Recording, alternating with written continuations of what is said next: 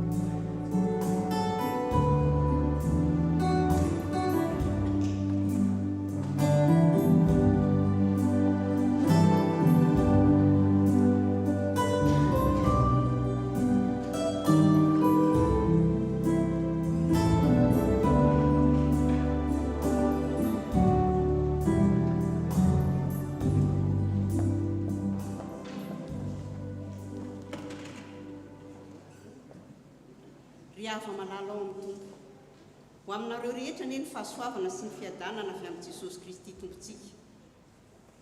Anio alahady 10 janoary 2023 ny fanokafana ny faha-telopolo taona nijoroan'ny SVK. Lohevitra banjinina dia manambona sy mampitoetra ny asantsika Andriamanitra araky ny andin-tsoratra masina nalaina Salamo 7:17 amin'ny anaran'ny tompo. Ary eo ka ho aminay ny fahasoavan'ny tompo Andriamanitray ary ampitoereo aminay ny asan'ny tananay. Amen. Mipetraka isika.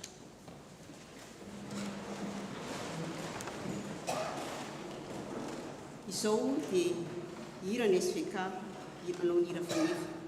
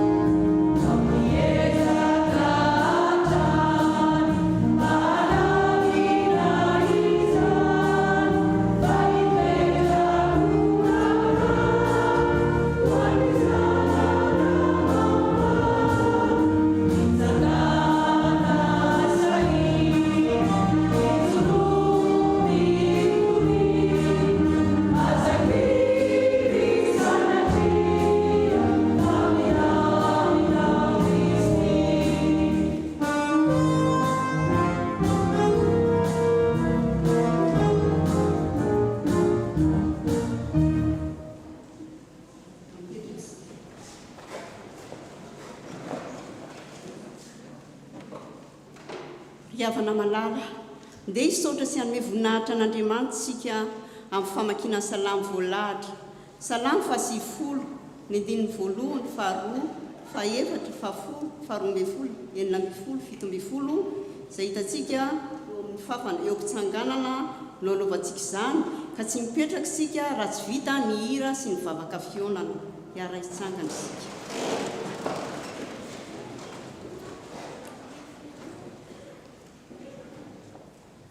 Tompo, efa fonenanay hatramin'ny taranaka rehetra ianao, fonolahary ny tendrombohitra, na voaforonao ny tany izao rehetra izao, dia Andriamanitra ianao hatramin'ny taloha indrindra ka ho mandrakizay. Fa eo masonao ny any fotoana toy ny fandalo ny omaly. 70 taona no antony taonanay, ary raha tahiny mateza azy dia 80 taona. Fa mienina faingana izahay ka lasa manidina. Mampianara anay anisan'ny andronay, ahazahoanay vohendry. Tokiso ny fanoraponao noho ny maraina izahay, mba hibinay sy falianay amin'ny andro rehetra iainanay. Seho amin'ny mpanomponao ny asanao, ary ny voninahitra ao amin'ny zanany. Ary ao ka ho aminay ny fahasoavan'ny Tompo Andriamanitray, ary ampitoero aminay ny asan'ny tananay. Amen. Rahantsika manao ny hira fa FFPM fa 8:20. Ny feonay rehetra izao, ny andininy voalohany, fahatelo, fahaefatra.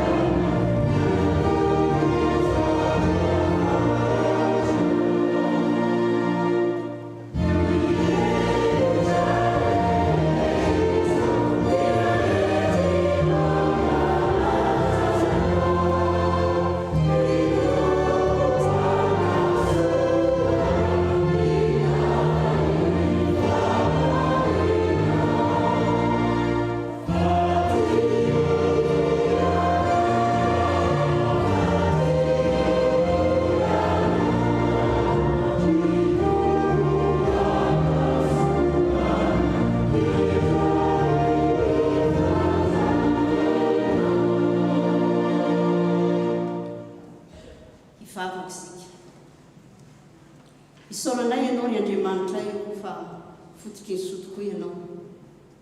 Tera sy mankilaza anao izay, ary manandratra ny feonay tokoa izany araka ny hira izay nivetesinay teo. Isaoranay lehibe dehibe tokoa ianao Tompo.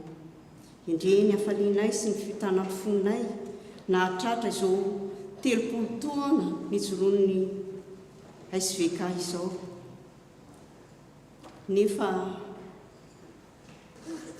famafao eo amin'ny fiainanay ny sosiny ratsy. Matsiaro izay ireo, matsiaro koa izay ireo namanay izay midonam-pahoriana. Kotahinao ary izao fotoana izao, hatreo feno izahay, ary ataovy tafaraka tanteraka aminao amin'ny alalan'ny hira sy ny vavaka ary ny toroteny resinay rehefa avy eo. Amin'ny anaranao Jesosy Kristy mpamonjy mpanafitra anay no angatahana izany. Amen. Ino hoe afaka mipetraka isika.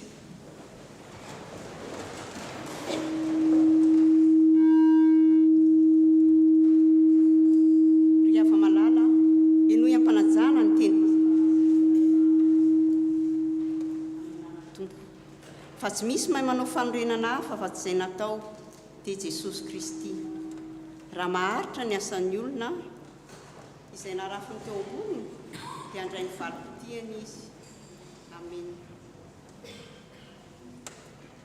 Tsy nahatanteraka izany sitrapon'Andriamanitra izany isika ka andeha hifona sy haneho tena eo aminy mivavaka isika.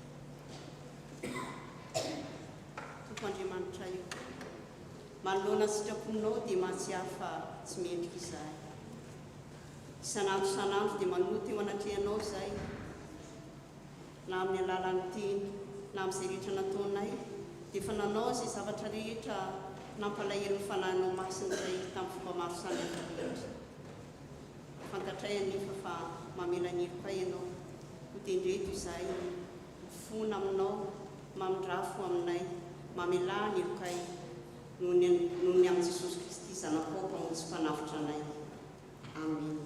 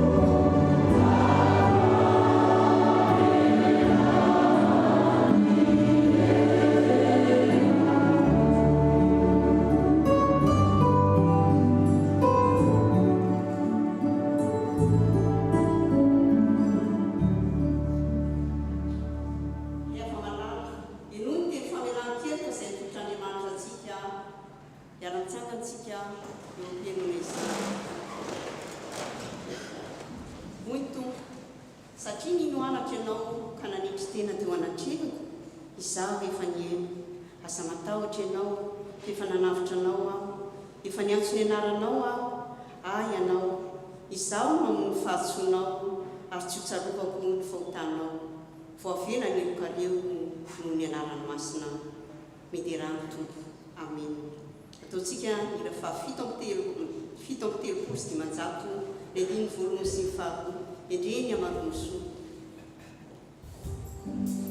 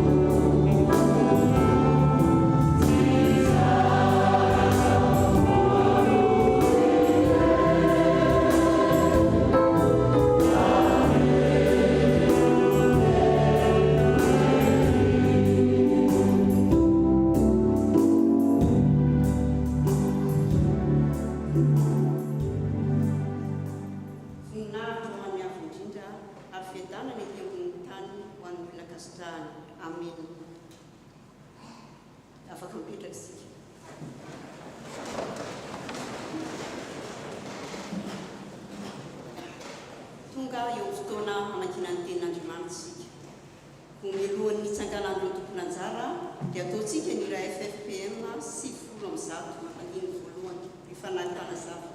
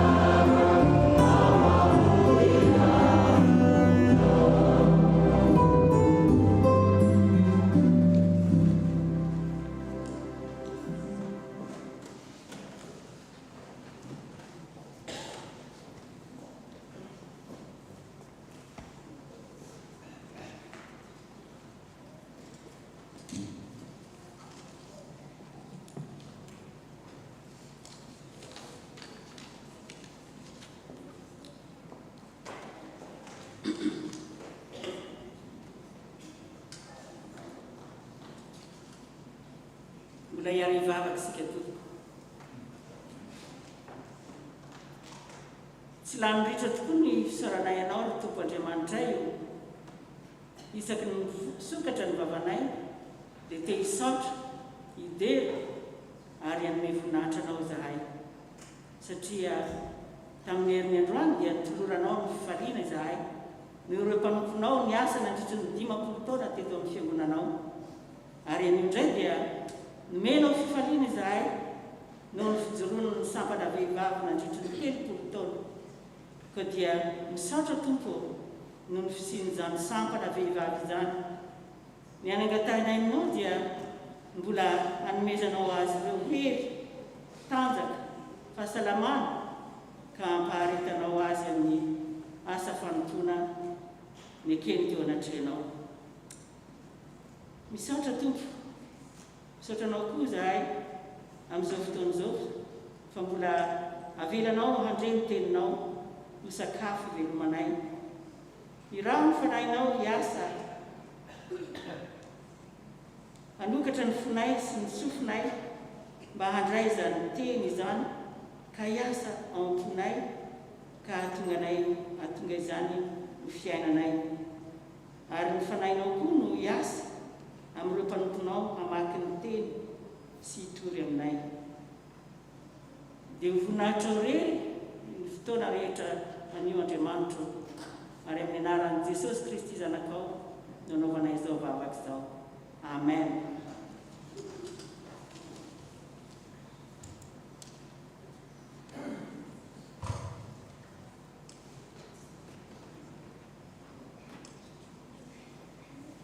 Écoutons le Seigneur nous parler à travers sa parole.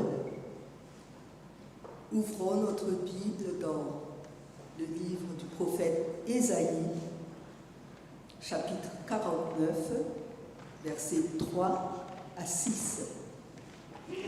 Au nom de Jésus, le serviteur de l'Éternel, lumière des nations.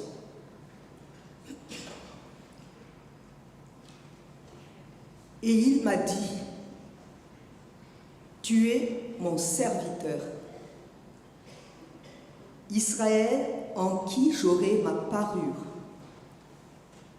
Mais moi, j'ai dit, c'est en vain que je me suis fatigué. C'est pour le vide, la vanité que j'ai consumé ma force. Certes, mon droit est auprès de l'Éternel et ma récompense auprès de mon Dieu. Maintenant, l'Éternel parle. Lui qui m'a formé dès le sein maternel pour être son serviteur, pour amener à lui Jacob, pour qu'Israël soit assemblé auprès de lui. Je suis glorifié aux yeux de l'Éternel, car mon Dieu a été ma force. Il a dit, c'est peu que tu sois mon serviteur pour relever les tribus de Jacob et pour ramener les restes d'Israël. Je t'établis pour être la lumière des nations, pour que mon salut soit manifesté jusqu'aux extrémités de la terre.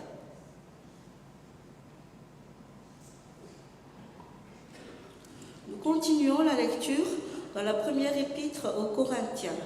1 Corinthiens chapitre 1, du verset 1 à 3, que nous lisons au nom de Jésus.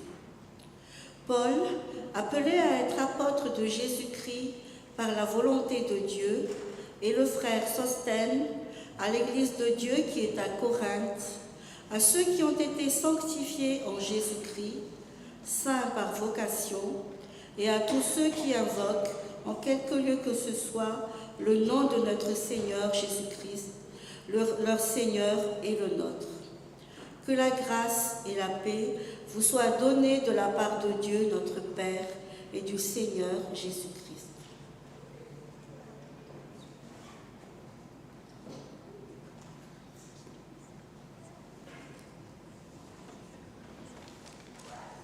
Farantsika ny famakiana ny teny soratra masina izany dia hitantsika filazantsara sy fahatarin-jaona toko voalohany atokontsika amin'ny fa efatra sivy amby roapolo ka hatramin'ny efatra amby telopolo. Ny nanambarany jaona nanao batisa an Jesosy.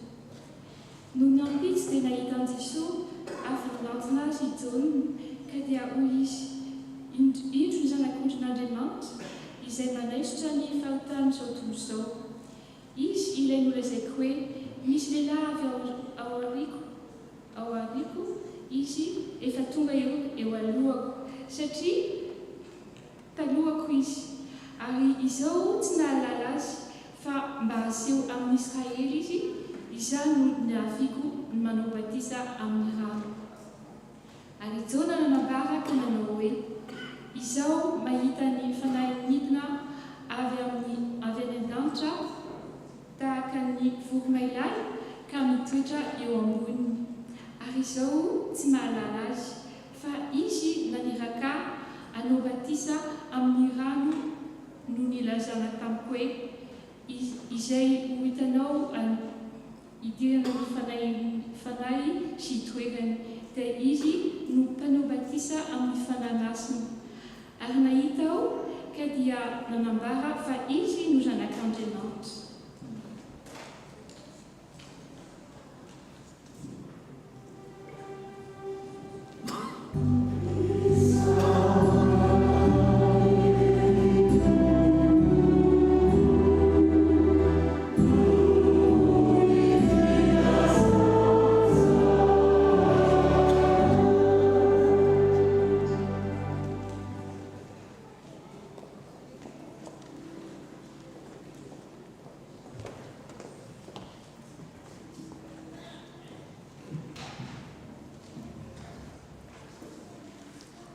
Velomy mitsanganan'ny mpanompon'Andriamanitra hitondra ny vasim-panao antsika dia hira lesbika misaotra anao.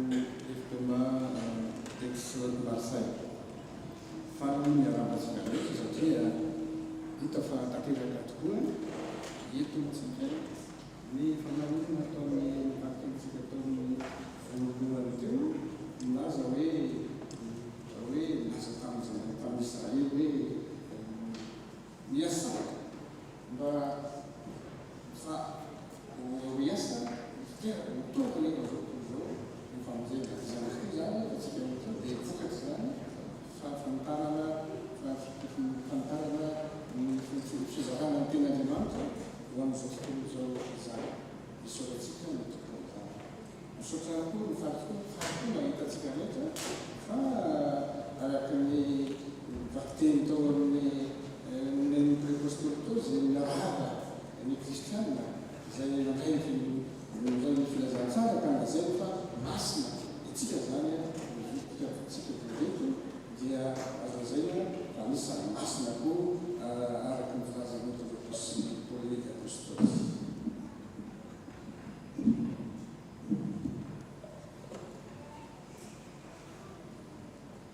Faharoan'ny anazavana ny teny zava-masina dia arakaraka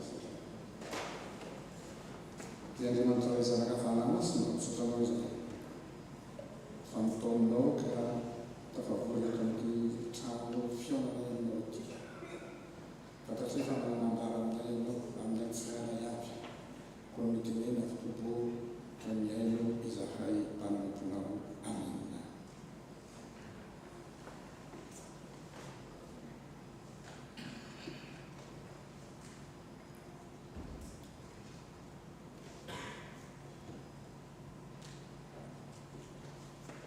Asa rahasantsika fa mivaky be misesisesy herinandro vitsivitsy zay meny mpelam-papatsika dia saingy tsaiky miresaka Jaona Mpanambaptista avoka tamin'ny alahady fahatolo anatin'eto tamin'ny fahatelo anatin'eto dia miresaka ny Jaona foana tamin'ny krismasy azy aloha tonga taoko nianarany Jaona fa ity andron'io ity dia mikasika ny Jaona ny tena nomen'ny mpilam-papatsika mikasika ny Jaona Mpanambaptista izany kanefa Jaona apôstoly no manambara azy araka ny vakitentsika teo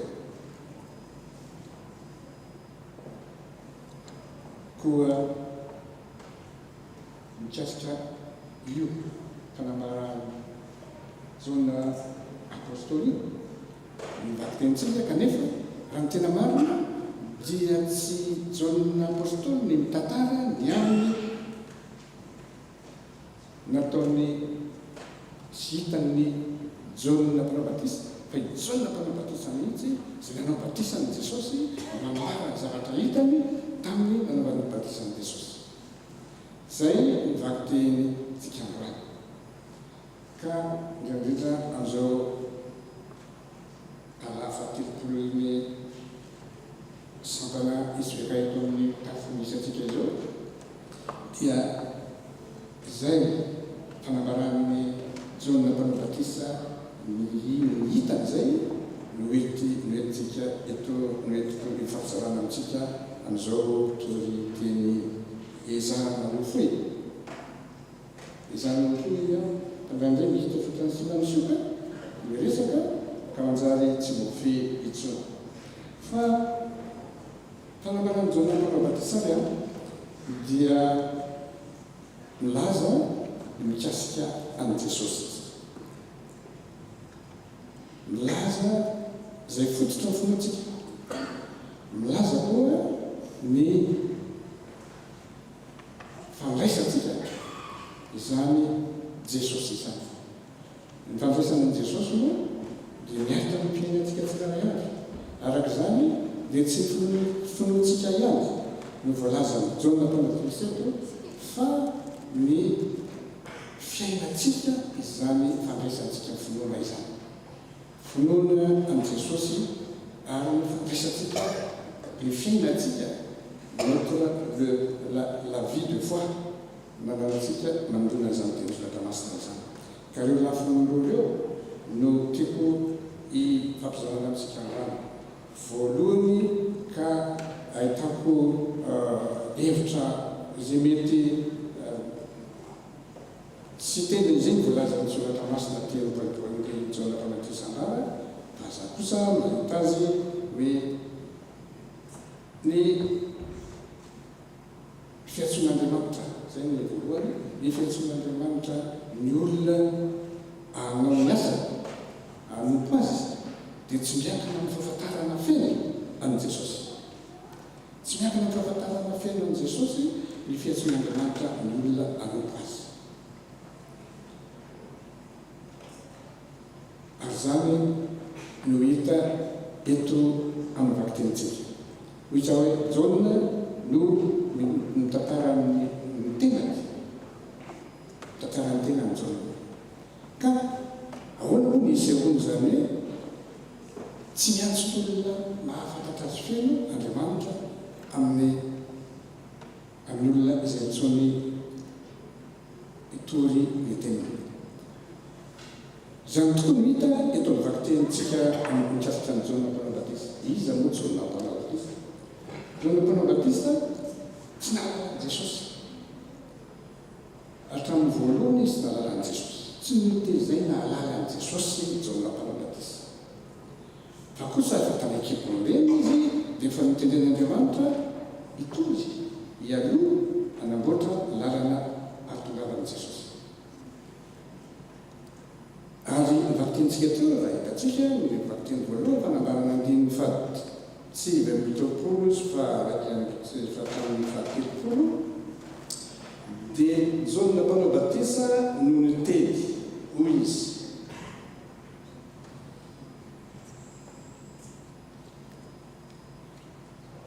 indro ny zanak'Andriamanitra izay nanaisitra ny fanatahany izao tontolo izao. Izaho tsy nahalala azy fa mba aseho amin'ny Israely izy dia izany ny aviako anao batisa amin'ny rano. Izaho tsy nahalala azy. Jaona nefa mety fa tsy mahafantatra an'i Jesosy izy. Tonga nanapinazy Jesosy dia niteny izy indro zanak'Andriamanitra. Dia niteny izy hoe tsy fantatro, izaho tsy nahalala azy. Mahavaliana. Ahoana Jaona no miteny hoe izy no zanak'Andriamanitra. Anaisitra ny fahotany izao tontolo izao. Nefa izy miteny nefa tsy nahalala azy. Mahavaliana ihany zany. Za ve teny amin'ny izy nefa tenteny hoe tsy mahalala azy aho. Mahavaliana. Jaona mahafantatra tsara an' Jesosy araky ny fitretantsika olombelona azy. Mahafantatra an' Jaona izy. Satria mpiavana indren'ny Jaona sy Maria. Mpiavana.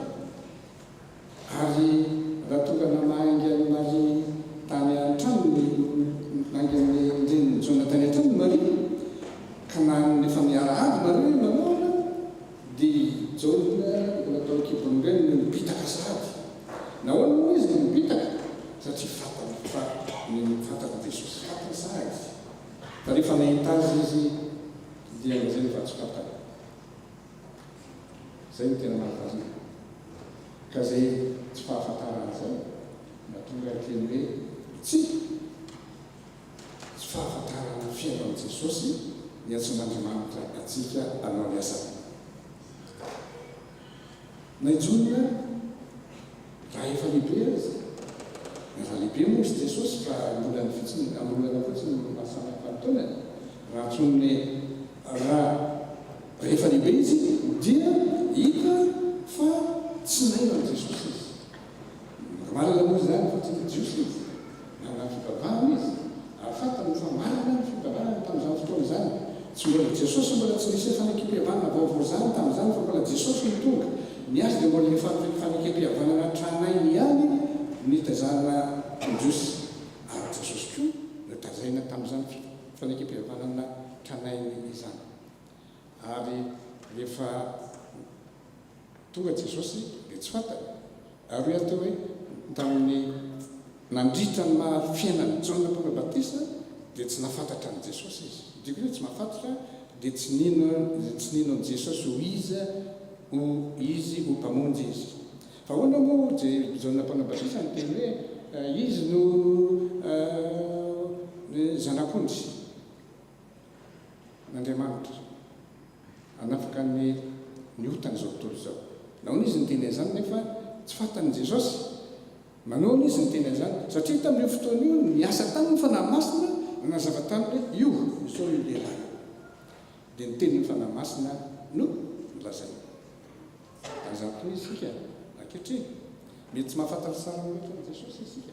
Esy ve ka mety tsy mahafantatra tsara loatra an' Jesosy izaho, mety tsy mahafantatra tsara an' Jesosy, mety tsy fantatra tsara tokoa izy. Fa kosa isan'andro dia manamboatra anao, manamboatra antsika fanahy masina hifantoka amin'izany Jesosy tonga anafaka ny fahotany izao tontolo izao izany. Jaona Mpaminao Batisa moa resahana eto. Raha nigadra tany an-tanomaizina Jaona Mpaminao Batisa dia naniraka mpianatra izy nanontany an' Jesosy hoe ianao ve ilay andrasana sa mbola hafa no andrasantsika? Ianao ve ilay ho avy sa mbola hafa no andrasantsika? Izy efa ny an-tranomaizina nefa mbola izany no nataony niara-niasa moa izy Jesosy nandritra ny fotoana vitsivitsy tsy niara-niasa fa samy nanao ny asa. Ary nareny ny asan'i Jesosy izy dia nanontany hoe ianao ve le ho avy sa mbola hafa no andrasantsika? Ndika an'izany dia atao mitovy amin'ny Jesosy hoe itsika Jesosy koa miandry an'ilay ho avy. Fa tsy fantany hoe Jesosy mihitsy ho avy io tamin'izany. Jesosy moa namaly azy araka milaza ny faminaniana ihany, tsy resaka loatra mandan'izay izy. Fa ny tiako ambary fotsiny zao Jaona Mpaminao Batisa na efa maty aza dia tsy nahafantatra loatra na ny amin'ity Jesosy ity. Tsy izany nefa tsy nametsiny azy Jesosy, tsy nametsiny azy mihitsy Jesosy na kely azy. Izy aza milaza fa tsy misy latera-behivavy ka lehibe ohatran'ny Jaona. Fantatra Jesosy fa tsy nitaizaina ahafantatra hoe fanekem-pihavanana vaovao Jaona, fa kosa nantanteraka ny asan'izy amin'ny mpiarolalana ny fahatongavan'i Jesosy azy dia izay no natao. Isika reto dia ampianarana mety tsy mahafantatra tsika eo ateo ary miaikitsika fa tsy mahafantatra, fa maro ny olona mahafantatra tenin'Andriamanitra, mahafantatra an' Jesosy amin'ny famakinana ny boky fa ny fony tsy ao ary tsy mahafantatra azy izy. Ary misy koa ato amin'ny fiangonanan'i Kristy tsy tsika eto izany fa ny fiangonana sasany mety mieritreritra hoe fantatro izy fa ça me dépasse, ça me dit rien. Izay tsika ndraika tsy mba ohatran'izany izy esifaka isa tsy esifaka ihany no resahana fa tsika rehetrarehetra mba tsy isan'izany olo izany hoe fantatra hoe Jesosy fa ça me dit rien. Enganen'ny tompoka hiasa amintsika amin'ny alalan'ny fanahy masina. Tsy efa tsy ny fanahy masina ihany mampiditra izany eo antsika sy mampianatra antsika fa io Jesosy zanak'i Maria sy Joseph io tsy olombelona fotsiny fa misy identité hafa ao aminy dia mahazanak'Andriamanitra azy. Izay ny fizarana voalohany lazako hoe tsy miankina amin'ny fahafantarana fiainan'i Jesosy ny fiantsoan'Andriamanitra ny mpanompony ianao ny asany. Faharoa, Andriamanitra ihany ny mampianatra mitarika ny olony sy fa mahafantatra azy sy mino azy ahafantatra tanteraka zay sitrapony. Andriamanitra ihany mampianatra izany. Tsy misy olona mahery azy afa raha tsy mianatra ny tenin'Andriamanitra eo dia mahay ho azy. Tsy misy zany. Eo ihany koa ny fampianarana mety ataon'ny mpampianatra fa rehefa tsy hiditra zany dia tsy miditra e. Misy amin'ny olona mandeha makany am-piangonana isaky ny alahady fa mahafinaritra hoe makany am-piangonana mahita andianina siany manao bonjour manao ononareo miona ny malagasy mahafinaritra makany am-piangonana dia zay ny mahafaly fa tsy tafiditra loatra le Andriamanitra. Raha tsy fanahy masina koa no ampianatra antsika isan'andro izay angatantsika amin'ny isan'andro mampitoetra ao ampoantsika zany fahalalana ny tompo izany. Tsy mahafantatra azy fotsiny fa raha mahafantatra fotsiny dia ohatry ny olon-rehetra didibe ny mahay ny tenin'Andriamanitra mahafantatra an' Jesosy izy tsy mahalala an' Jesosy zany amin'izao fotoana na ny mino na tsy mino na ny musulman na izy mahafantatra an' Jesosy daholo fa tsy ao aminazy tsy mbola niasana fanahy masina izy ka samy mankao azy. Isika rehetrareto dia engany mba hiasana fanahy masina mba tena hitoetra amintsika zany fahafantarana ny tompo izany. Mahafantatra ny tompo izany tena zava-dehibe satria izay ihany no tonga atsika eto ny hafantatra ny tompo ny eno tenin'ny soratra masina ny eno ny toriteny mahafinaritra be izy ato fa na izany na tsy zany dia mivaky teny toy ny vaky tenintsika teo andriny fa 20 ka hatramin'ny 730 zay ovakiko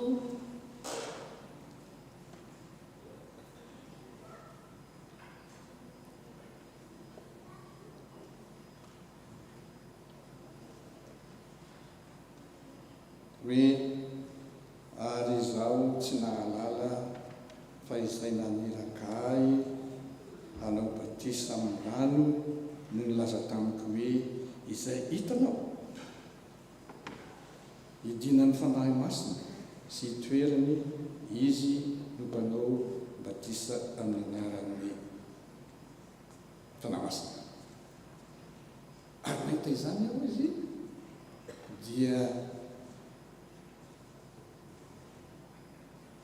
dia nanambara fa izy no zanak'Andriamanitra. Rehefa nielitsehany fanahy masina John mpanao batisa dia niteny Andriamanitra mihitsy no miteny azy hoe izy moa nanao batisa an' Jesosy. Ry Lioka sy Marka sy Mateo raha mitantara ny fanaovana batisa amin'ny Jesosy dia ny hitantsika reny ihany natao ny manao batisa amin'ireo anaty rano dia samy nahita fa nisy fanahy nidina avy any an-tany voromailala no nataon'i Jesosy.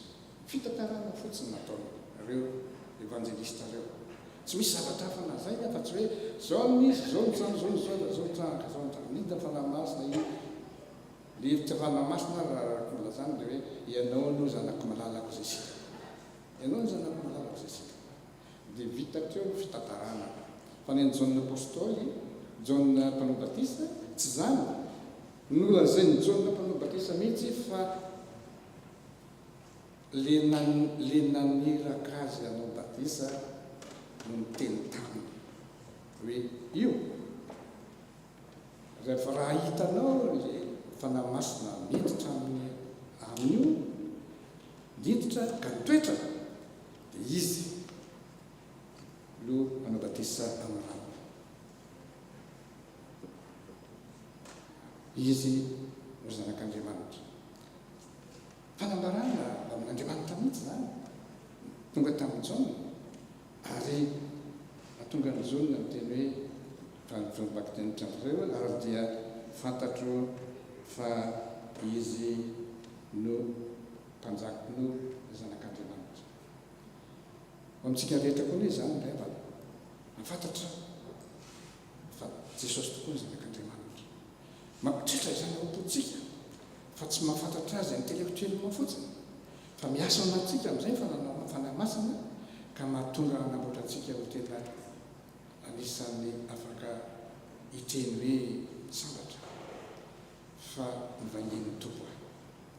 Tsy nivangeny fotsiny fa ratsy raha vangeny fa hitoerany mihitsy hitoeran'ny fanahy masina zay nirahany Jesosy hitoeratra am-potsika. Tonga ho azy hoe fanahy masina io hitoetra amin'ny tsirairay avy sa angatahana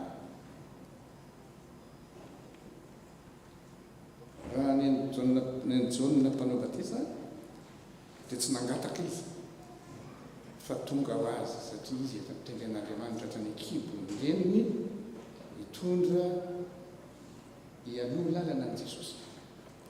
Isika koa dia iasan'ny fanahy masina, tsy atao am-piangonana eto ihany sika ny hoe za mino, fa irahana koa isika. Irahana koa isika hitondra ny ten'Andriamanitra. Hoy isika hoe mbola tsy feno. Hoy ateo mbola tsy feno tamin'ny voalohany. Fa rehefa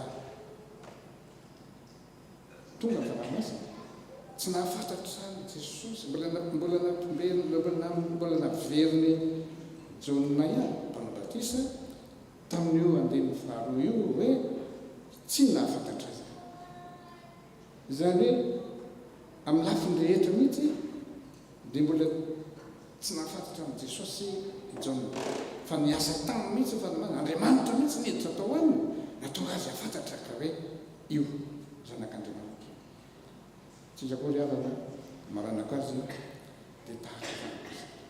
Enga isika rehetra mba samy irere isika satria mahana ny tompo ka hijoro ny vavolombelon'ny tompo.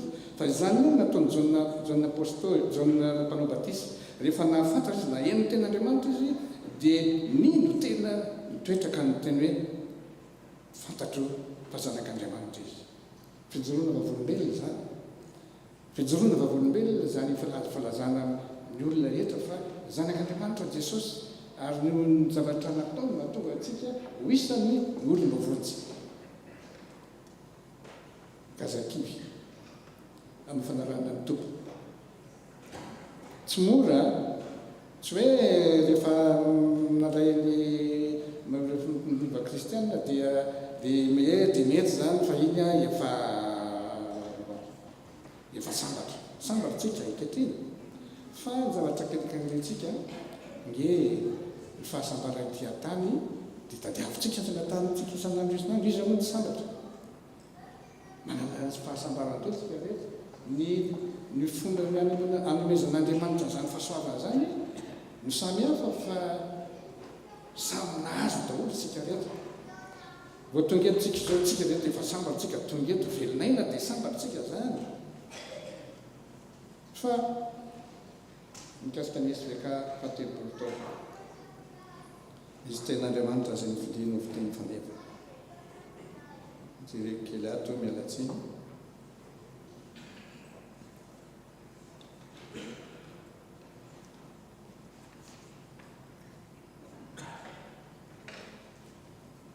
Jereko ngamba ny Baiboly jereko fa malalinandro. Salamo fasivifolo, andiny fafito ambin'ny folo no nofidiny teny faneva amin'izao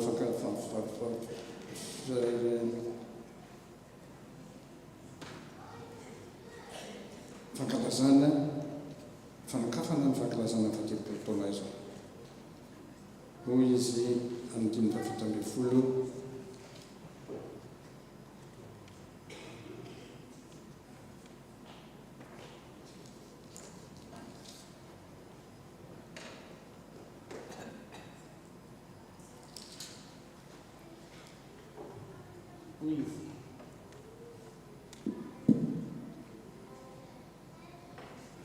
Andiny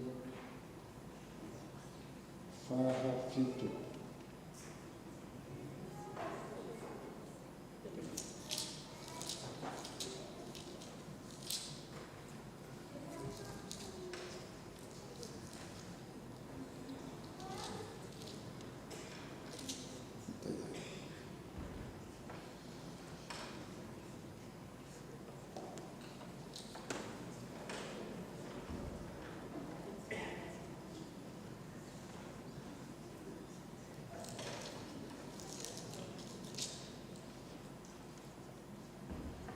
Fafito ambin'ny folo salamo fasivifolo. Aoka vakina amin'ny anaran'i Jesosy ary aoka ho aminay ny fahasoavan'ny tompo Andriamanitray. Ary ampitoeto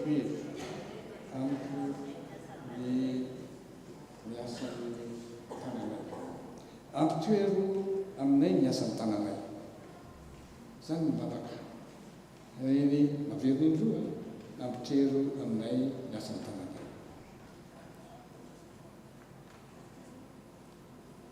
zava-dehibe tokoa zany fangatahana zany angatahana amin'ny fahasoavan'Andriamanitra izany tsy zavatra vita no angatahana amin'ny tompo ampitoerina aminay ny asan'ny tananay io dia nataony hoan'ny zanak'Israely manontolo eo zanak'Israely midera sy misaotra an'Andriamanitra ary Mosesy dia natao angataka amin'Andriamanitra mba hanampy izany hanampy ahatanteraka izany fikasana izany isika rehetra amin'ny asany misy veka eto amin'ny tafy fiangonana isaorana ny tompo zany ary angatahana tsy mijanona troko ny asa misaorana saotranao zay Jesosy fa navita ny asanay nanao an'izao tsy zany tsy ampy zany zava-dehibe ny isaorana ny tompo amin'izany fa ty dia mangataka fahasoavana ampitoero aminay ny fahasoavanao tsy esorona zany zay fahasoavantsika tory ny tenin'ny tompo izay asa be zany asa goavana miandra zanak'Israely ny fiainany zanak'Israely dia tena asa goavana sarotra be ny atsika koa tsy mora fiainana isy veka fotsiny ary antanena fa tsy resaka ny fiangonana manontolo sy ny sampona tsirairay fa samy manana ny olona daholo ny sampona tsirairay hafa ny isy veka manana asa goavana miandry efa manisy sorotr'asa efa atao reny rehetrareny fanatanterahana an'ireny entina mitompo ampitoero aminay reny aza esorona aminay oka toetra mandrakariva eto aminay tsy ny asa vita ihany fa ny fanatanterahana ny asa rehetra zay mbola kasainy atao tsy nisy veka ihany zany fa ny sampana rehetra eto amin'ny tafy ary tsy ny sampana rehetra ihany zany tsy ny sampana fa ny tsirairay avy mihitsy mametraka mitovy ampitoerany misy fahasoavana ao anatsika tsirairay avy mba hahatanterantsika zay asa ny antsony tompo atsika tsirairay avy tsy ny fiangonana fotsiny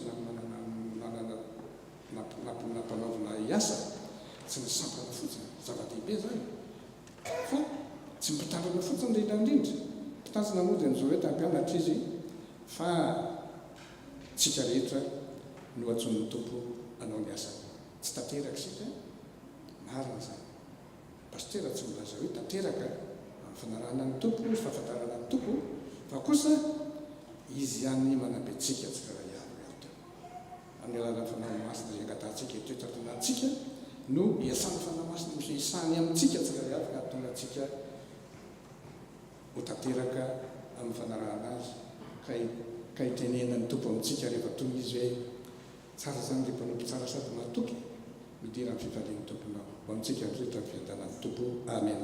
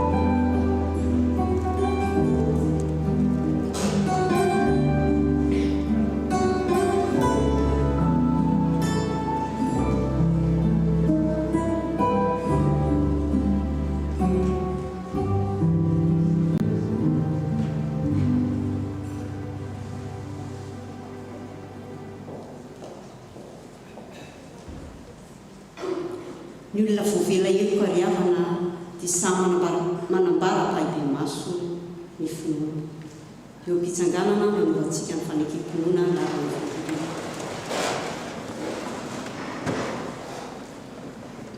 Ino an'Andriamanitra raiky sy soa manana sy tatao amin'ny Jesosy Kristy sanadiny izay tontolo tamakony maisy tereko ny vitsy mizaha olona tamin'ny Jesary manika ny leky nenina tamin'ny fiainantsika mitsanana tamata amin'ny atravately miakatra ao any an-danitra mipetraka fanandriamanitra Jesosy avy any ny viny tsara ny vela sy ny maty ny fanamasinao fiangonana masina manerana sotopisao fiangonana ny olona masina famelan-kely ary ny fitsangana tena maty ary ny mandrakizay.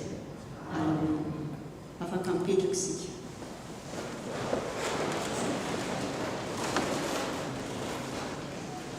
Izao dia hanao mira ny esbekana.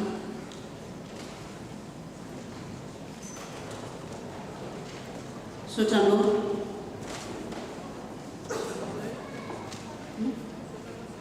Sotranao izay. Eo am-pitsanganana no lokontsika.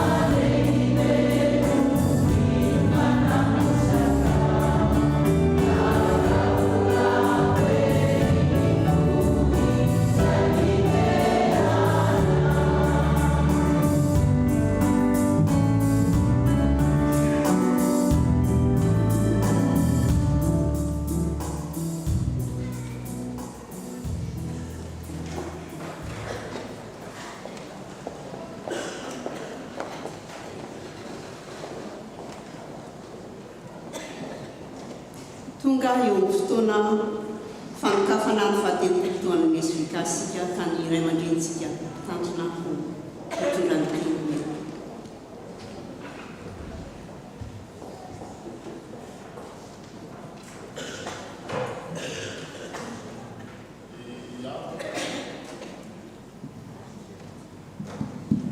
Avana amin'ny anaran'Andriamanitra ray sy zanaka ary fanahy masina no anambarana amintsika anio alahady 7 ny volana janoary amin'ny 7 minitra fa misokatra amin'ny fomba ofisialy ny fankalazana an'Andriamanitra noho ny faha-telopolo taona ny sampana vehivavy kristianina eto amin'ny FPMA ex Marseille. Fahasoavana lehibe zany tsy dia afatsika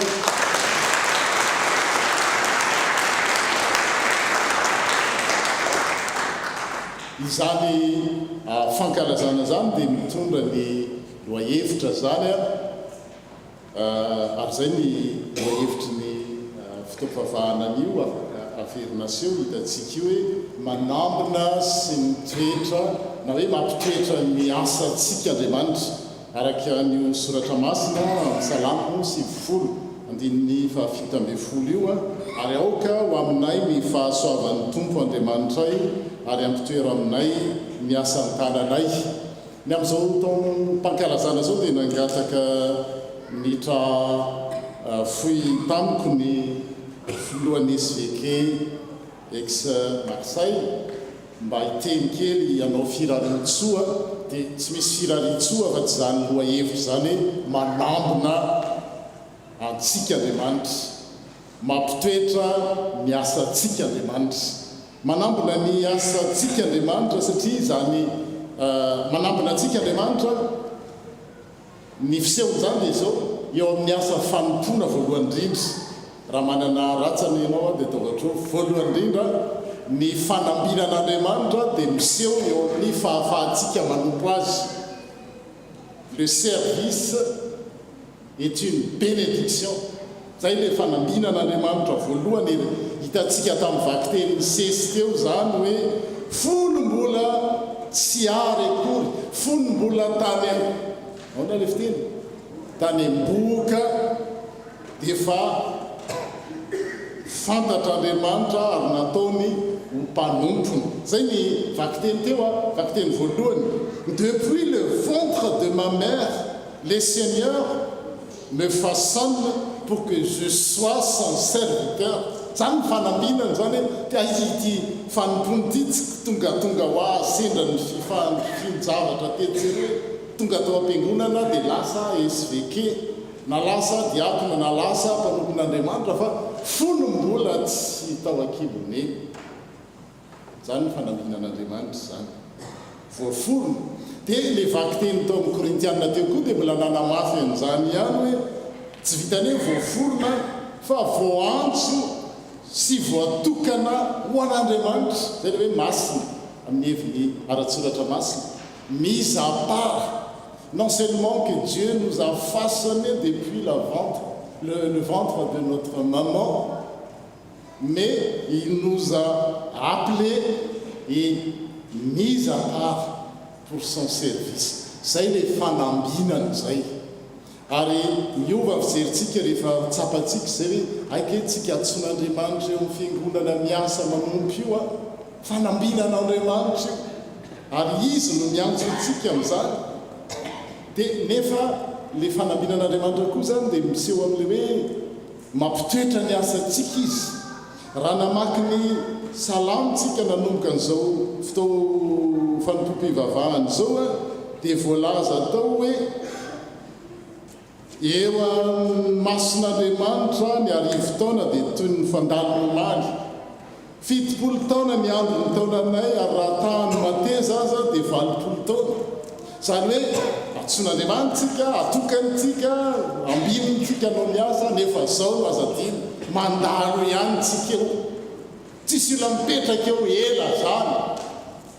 Nisy olona teo aloha 30 taona lasa zay isika no eto zao ary Andriamanitra no mampitoetra antsika amin'izany ary ny teny mpanohy salamo izay nivakina tamintsika teo dia hoe mampianarana anisan'ny andronay ny olona mantsy alaim-panay hoe mipetraka eto amin'ity tany ity mandrakizay izay mahatonga azy manaonao foana tsy mitandrina ny zavatra ataony mandalo ihany tsika rehetrarehetra ka raha mandalo ary tsika rehetrarehetra ahoana ny toerany asantsika nefa tsika mandalo izay le loha hevitra ahoana no mampitoetra ny asantsika ary zay mivavaky Mosesy hoe mampitoera ny asanay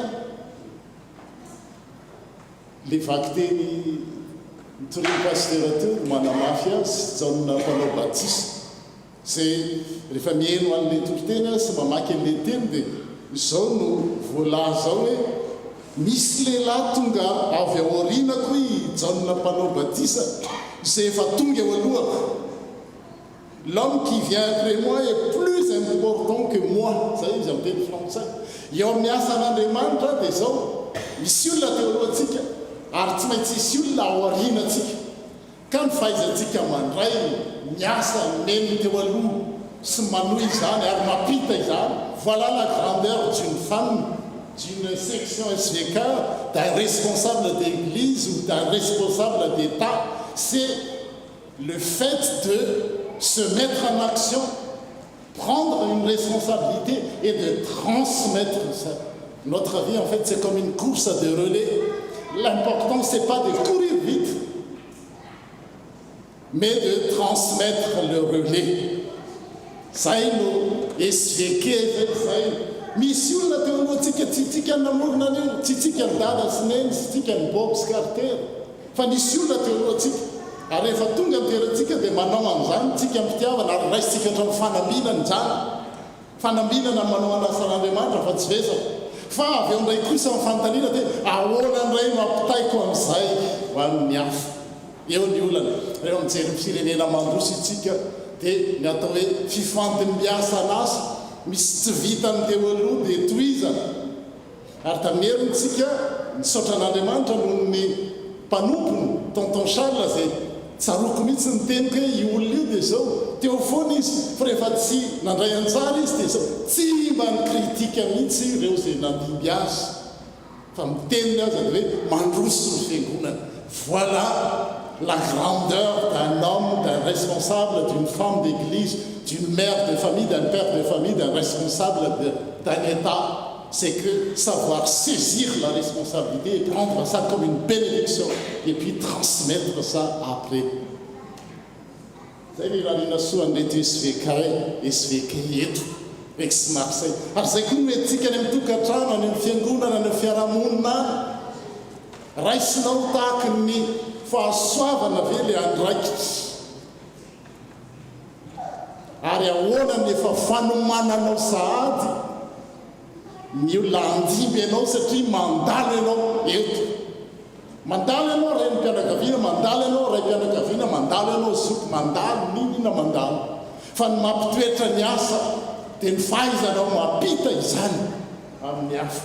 Zay ny 30 taona lasa zay fa ny 30 taona ho avy le SVK sy Marseille manahoana amin'izao vanim-potoana miovaova amin'izao vanim-potoana andalovan'ny Kristy zao SVK manahoana no omanitsika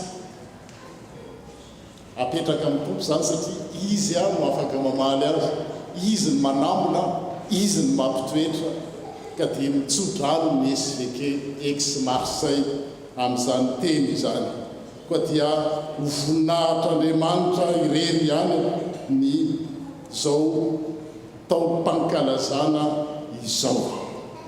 Amen. Zay no nangatahana rehetra amiko dia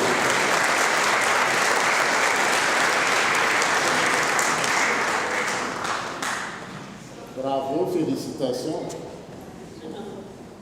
Dia misaotra amin'ny paster tsika zany nanao ny traditiona fifalinao atsika ry havana miaraba sy mandray ny toavantsika tonga manotry eto amin'izao fotoana izao dia ny flou nationaly Nordandriamaro izay eto sady tafintsika izy mbola flou nationaly ny mpitandrina Pierre SVK Jules Rakotonanary izay nantenina Andriamanitra teo angatantsika hitsangana izay votonina dia ny filohan'ny SVK Fatsatsa Léa Lilian, ny filohan'ny SVK Lyon Vony Iavony, eo koa ny filohan'ny TAF Lyon. Dia farany arabanareo tompoko sady misaotra anareo tonga nanotrona ilay teto. Andriamanitra manakariam-pahasoavana ny amaly fitianareo. Dia misaotra indrindra tompoko, afaka mipetraka nareo.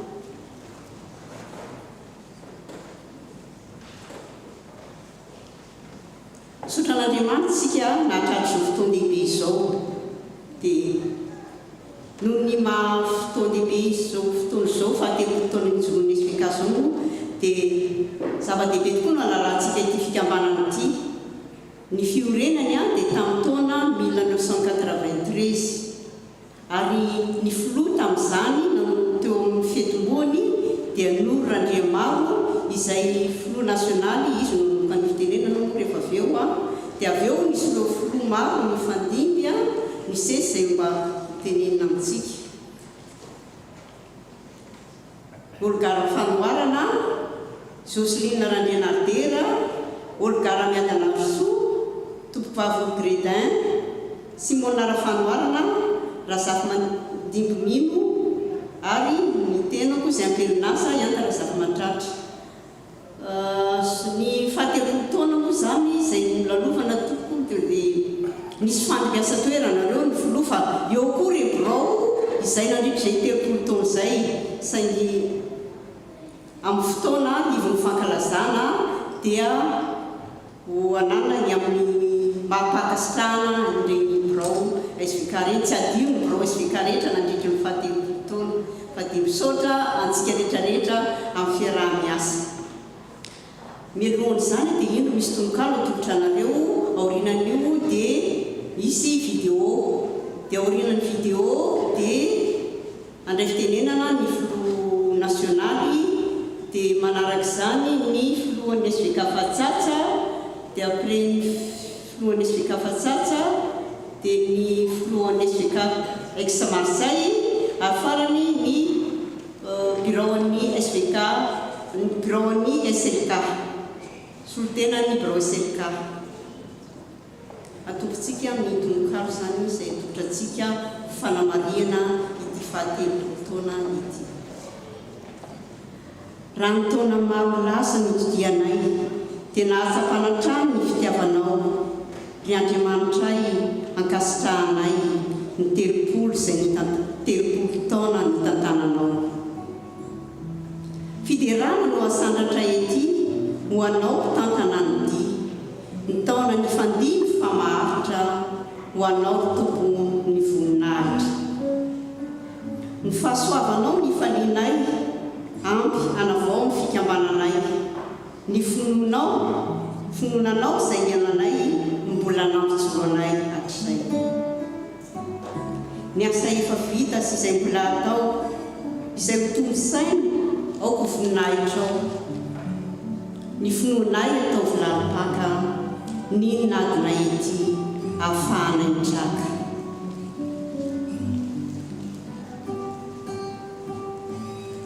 Zao dia amin'ny andefany vidéo dia aorinan'izay fandraisam-pitenenana araka ilay fandaminana voalazako teo.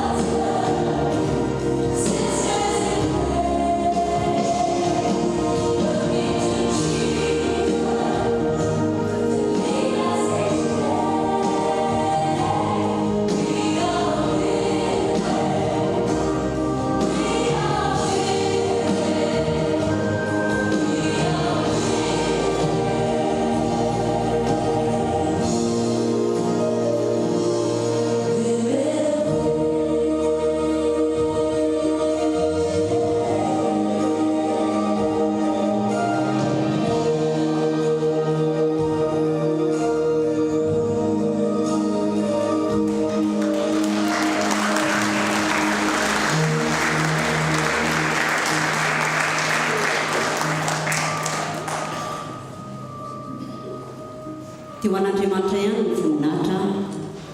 Amen.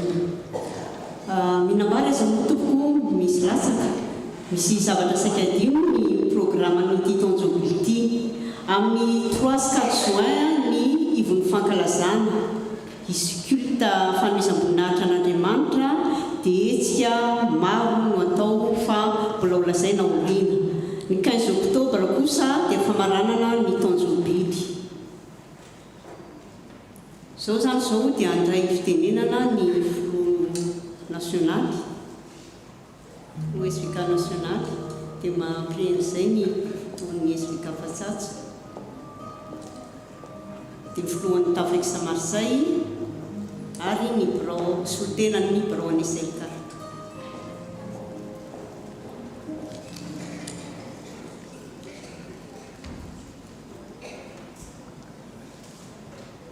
dia fanomehavatsika mianakavy amina tompotompoka. Raha nahita an'ilay sary teo ohatrany tsisy dikany le 30 taona fa tena mandalo. Raha tamin'ny nanomboka zany sampany izany ny tenanay dia olona 3 fotsiny zay ny nanomboka azy ny taom-baolo fa tsy hoe ny sampany. Dia Miriam Marakotonanahy dia Elisabeth Beresina dia ny tenako. Fa niasa moa tenenina teo ao ny teny fanifa izay nidresy ny sampana teo dia nitoetra niasa satria niasa tsy atsika fa an'Andriamanitra, fa nitraikefa entina navitana izy no nanana zay tsara hoe solosolo ny olona zay mitondra. Ka ny zavatra tianay tenenina fotsiny zany ho anay izy efa teo aloha dia hoe mpanompo tsy mahasoa izahay, ny tokony nataonay ihany no efa nataonay. Ankehitriny dia vadika kely kasiketikely solitenan'ny Banque nationale voalohany indrindra aloha dia miala tsiny pasteur Josiane Avelson fa ao anatin'ny tsy fahasalamana izy dia tsy afaka tonga. Ny teninay voalohany hiarabanantsika SVK Aix Marseille dia izao. Ilay teny mianjely tamin'ny mahi hoe ahahaba ilaina soavina mitompo mombanao. Eny tokoa betsika zao anatenenana zavaina teo mikasika momba ny Jean-Paul Baptiste, mikasika momba ny Jesosy. Zava-dehibe tokoa ny zavatra mitiana fantarina momba n'ilay tompo, izay tompontsika, izay inotsika, ary zava-dehibe indrindra surtout ho an'ireny mpianakaviana satria fiangonana vanona, firenena vanona dia misy an'ilay reny satria reny fototeniny hoe firenena ary ahoana izy izy fiteny gasy any azy mivavoko lakana tanana reny tsara. Ka tsy maintsy zany tsy hoe tsy maintsy fa zay ny fanahina dia nitantana ny sampana vehivavy an'izany tokantrano fiangonana ho firenena ho vavolombelona mitondrana ny rehetrarehetra. Ka hoy aho hoe ny teny nentinay dia izao 30 taona ny iorenana izao ny SVK Aix Marseille ary mahaha fahasoavan'ny tompo hirotsaka aminareo mandrakariva ka ho feno fitahiny amin'ny andro mpiainana rehetra.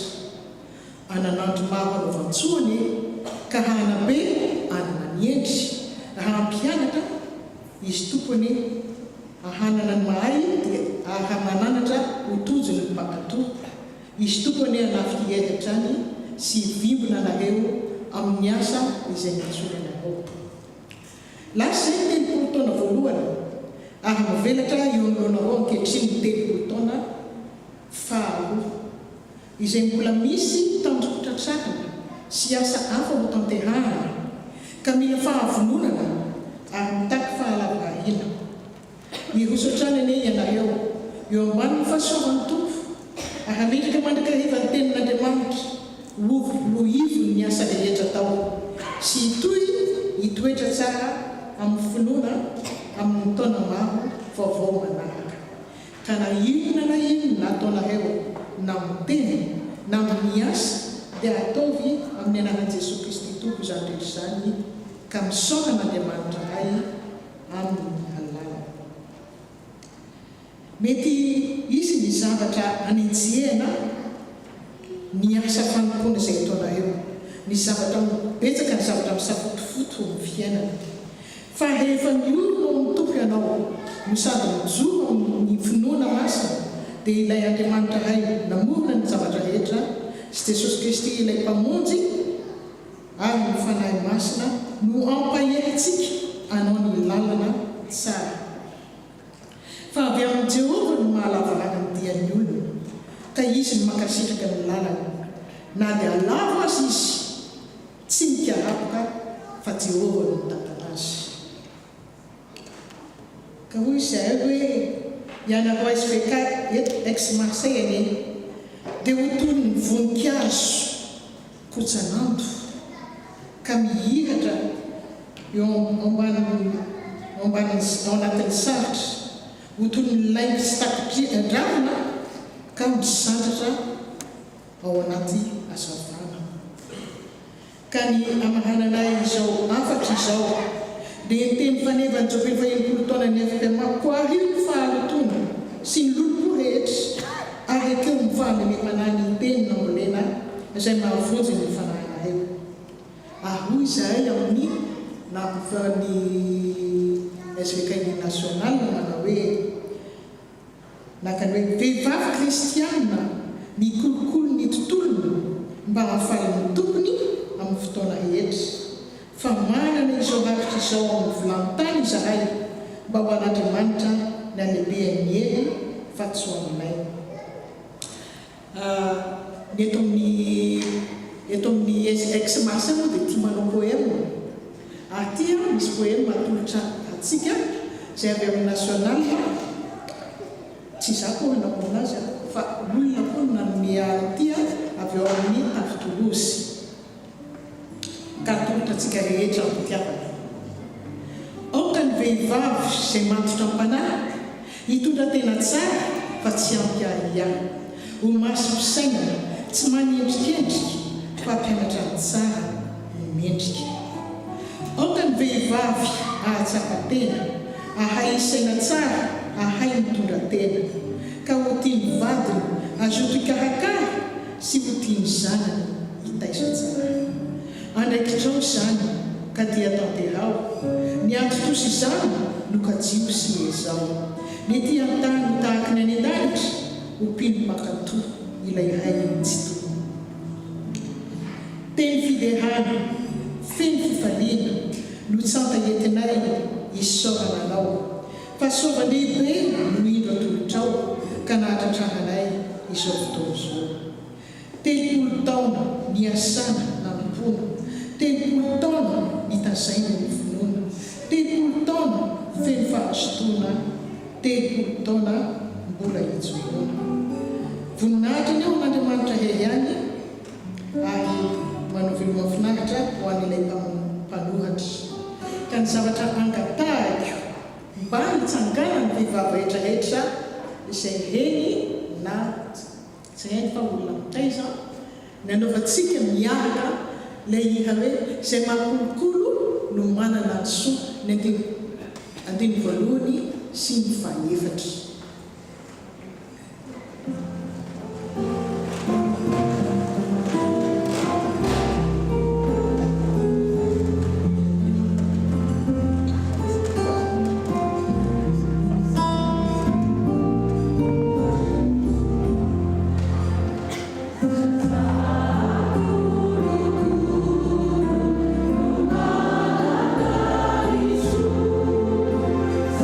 Sabina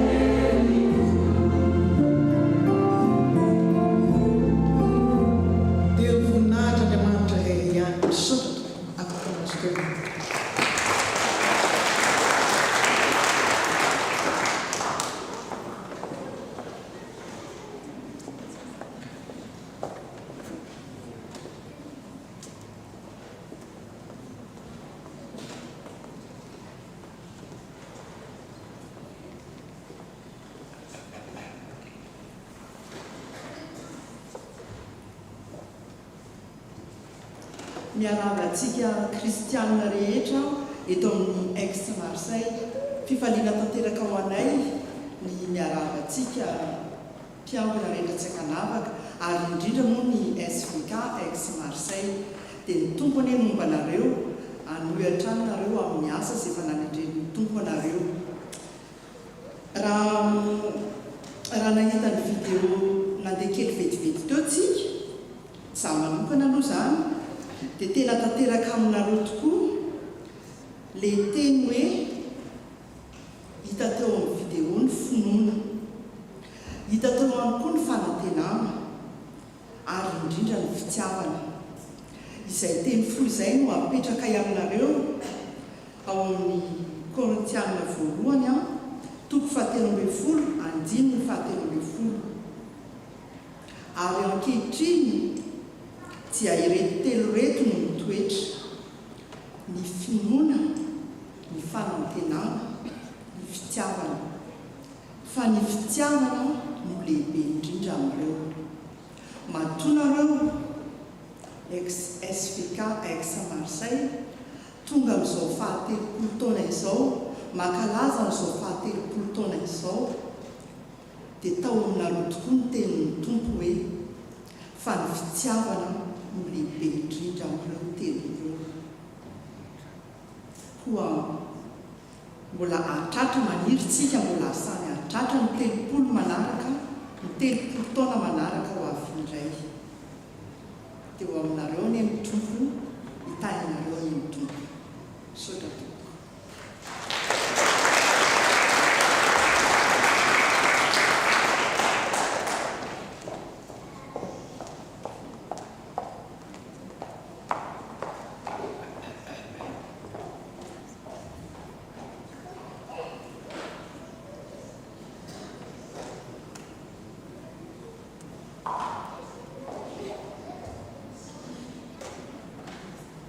Ry avy malala amin'ny tompo, ry SVK, ry rahavavy malala isany.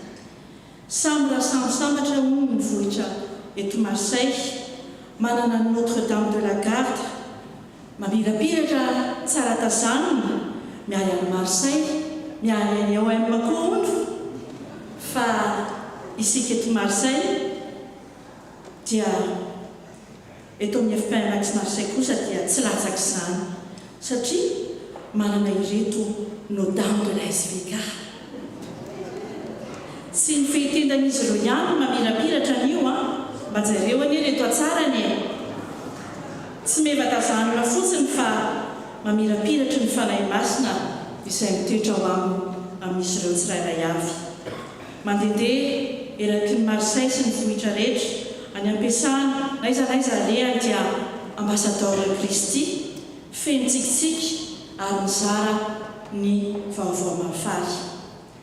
30 taona feno ny fahasoavan'ny tompo, 30 taona no tantanany, 30 taona ny zarana, 30 taona ny fantombiasana, 30 taona nanom-polo.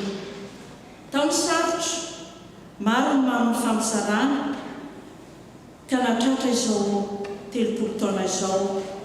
Tsy hay misaotra amin'ny tompo noho izany, ny tera sy ny voninahitra ho an'Andriamanitra irery ihany. Ry vehivavy, ry SVK, ianareo minday fiangonana, ny reny fototeniny hoe firenena, ny reny kosa dia fototra ny ampirantsika zanany. Ny reny dia andron'ny tokantrandro, andron'ny firenena, andron'ny FPM Aix Marseille, ny SVK. Manakarepasoavana ny FPM Aix Marseille, manana anareo reny toanareo, ny trano voakarakara dia noho ny reny feno fitiavana, matanjaka, tsy manao ny ainy zavatra, tsy mandry alina, tsy mandry andro, misaotra tompoko. Misaotra ireo rehetra izay nifandiky, tsy ho votanisa, nitarika sy niahy ny sampana SVK Aix Marseille. Misaotra ireo mpitandrina, ny mpiahy rehetra ny sampana sy ny FDK faritany Atsimo Atsinanana, ny SVK nasionaly ny fiangonana manontolo ny interfasy rehetra izay nandalo teo koa tsy adinoana ary tsy adino ny mpiandrona manohana trano ny sampana. Arabaina ny sampana vehivavy kristiana eto amin'ny FPM ex Marseille natratra izao 30 taona izao. Niafatra indramin'ny fiangonana ho amin'izao fotoana izao dia nalaina tamin'ny soratra masina izay misafidianareo ihany aoka ho amintsika ny fahamoram-panahy ka hampahomby ny asan'ny tanantsika. Ny tompo izay lohan'ny fiangonana ane no hitarika sy hanampy anareo hatrany ka ho tanteraka tokoa ane izany, ahitantana hatrany ho an'ny taona maro mbola hanompoana azy. Sotra tompoko.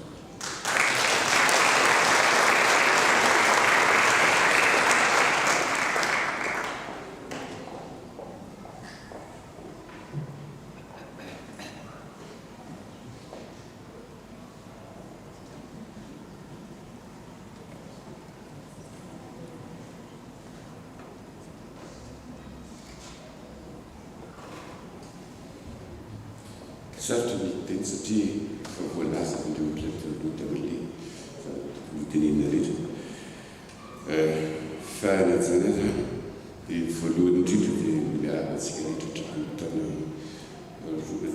3 manaraka izany dia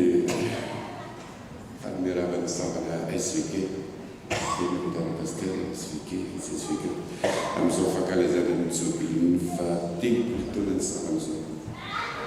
Zava-dehibe tokoa izany satria izany fotoana vanim-potoana izany dia niainan'ny SVK tao amin'ny fiangonana 30 taona lava dia lava. Maro présidente sy ny mpitandrina ny fandimby tao anatin'izany fotoana izany ary natonga amin'izao fotoana izao misaotra azy ireo koa. Noho izany dia amin'ny anaran'ny SLK sy ny lehilahy rehetra tao amin'ny fiangonantsika no hierabaka anareo SVK nahatratra amin'izao fotoana izao. Miraraka anareo atateraka izay asan'olona ataonareo ho an'ny fiangonana sy ho an'ny mpiarovana. Dia alohan'ny amarany kazan'ny teny soratra anasa dia misy zavatra kely tenenina hoe jubilé sarien de bélier qui veut dire l'annonce des 50e anniversaire. Izany hoe maniry fa ho tonga amin'izany 50e anniversaire anareo sy ny taona rehetra mifandimby. Dia ho faranoka amin'ny teny soratra anasa izany izay hitantsika eo amin'ny Tesaloniana voalohany 5:20.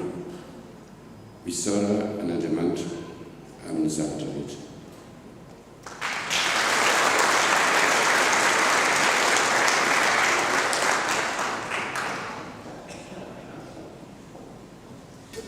Izao dia tonga eo amin'ny fotoana filazan-draharaha isika.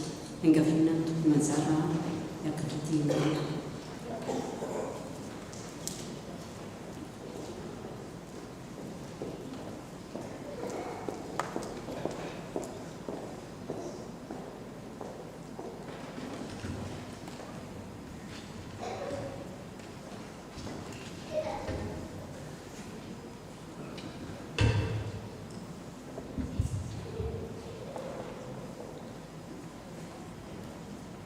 Dia fangaravatsika indray havana amin'ny natratra izao alahady 15 ny volana janoary 2023 izao. Andro fanokafana ny fankalazana ny 30 taonan'ny SVK eto ex Marseille. Niaravako ireo rehetra izay manaraka amin'ny tambazotra izao fotoam-bavaka izao amin'ny alalan'ny Facebook na YouTube na amin'ny Zoom. Fahitana ny tompo ho aminareo. Misaotra ny Tatiana Tarazafy Matratsika nitarika antsika tamin'ny fotoam-pivavahana ary misaotra ny pasteur Jules Rakotonanahady sy pasteur Janot Andrenandrasana koa. Pasteur Jules nitondra ny tenin'Andriamanitra ary pasteur Janot no nirary nanokatra ny fisokafan'ny fankalazana ny SVK. misaotra koa ireo rehetra izay nandray anjara tamin'ny fanatotosana izao fotoana izao, ny sampana zava-maneno, ny projection, ny stream, ny SVK izay nandray anjara hira, ireo décone koa izay mana de service androany. Raha misy antsikany mba sambany vao tonga eto amin'ny tafo Aix-Marseille dia mba mangavana ireo tompoko hitsangana mba ho ara-pain'ny fiangonana raha azo atao.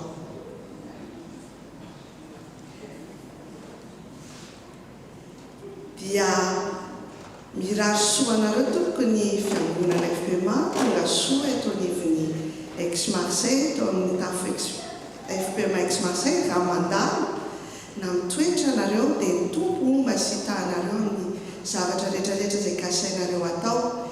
Raha mety aminareo dia anantona nareo ny ekipa accueil avy eo aka ny coordonné anareo ahafahantsika mifandray. Dia misaotra betsaka tompo ny tompo manareo.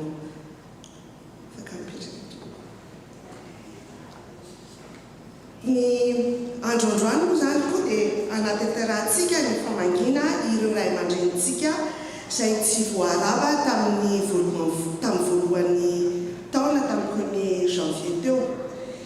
Dia toy izao indray ny fandaharam-potoanantsika manaraka. Ny fiangonana dia manomboka amin'ny 10 ora sasany isaky ny alahady amin'ny 7 volana zao dia antsona ny community amin'ny fivoriana isam-bolana amin'ny alalan'ny Zoom manomboka amin'ny 7 ora alina ka hatramin'ny 10 ora alina. Ny mail dia afavorantsika tsirairay avy. Ny 20 volana izao amin'ny sabotsy zany dia ny samedi des jeunes. C'est avec une immense joie que nous vous convions à notre samedi des jeunes, ce samedi 21 janvier à 14h30 à l'église. Nous aborderons le thème « Qui est Dieu pour toi ?» basé sur Jean chapitre 15 verset 26. Quand sera venu le défenseur que je vous enverrai de la part du Père, l'Esprit de la vérité qui vient du Père, il rendra témoignage de moi. Jean 15 26 version Louis II. Au programme, activités ludiques, moments de louange, temps de partage, d'échange et de prière. Nous rappelons que les vendredis des jeunes sont ouverts à tous. Vous êtes donc tous les bienvenus, le bureau STK. Ni faroambrokolo ny volana kosa amin'ny alahady herin'ny zao dia ny culte francophone. Ny 7 ny volana kosa amin'ny lahady farany volana zany dia ny culte œcuménique izay iarahantsika amin'ny rahavavy fiangonana katolika sy rahavavy fiangonana luteriana. Ny fotoana dia manomboka amin'ny 3 ora sasany eto amintsika. Tsika zany mandray ny fitaovam-pivavahana dia tsy misy fitaovam-bavaka zany tsika maraina fa amin'ny 3 ora sasany ny fiangonana amin'io. Toy izao kosa ny rakitra voaraintsika tamin'ny alahady 8 janvier teo. Rakitra ezaka trano 316,60 €, ny adidy 180 €. Ny ekipa finance kosa dia voninahitra andrainy voaloham-bokatra etsy aoriana. Noho ny fitsonjovana sy ny fanajana ny marefo sy ireo ray aman-drenitsika lehibe ary koa amin'izao Covid mianaka izao dia manasa ary manentana antsika hanao ny masque. Ny fanasana ny tanana etsy ampidirana dia tohizana trano. Ny fampitana ny fitaovam-pivavahana amin'ny Facebook sy amin'ny Zoom kosa sy amin'ny YouTube dia mitohy hatrany.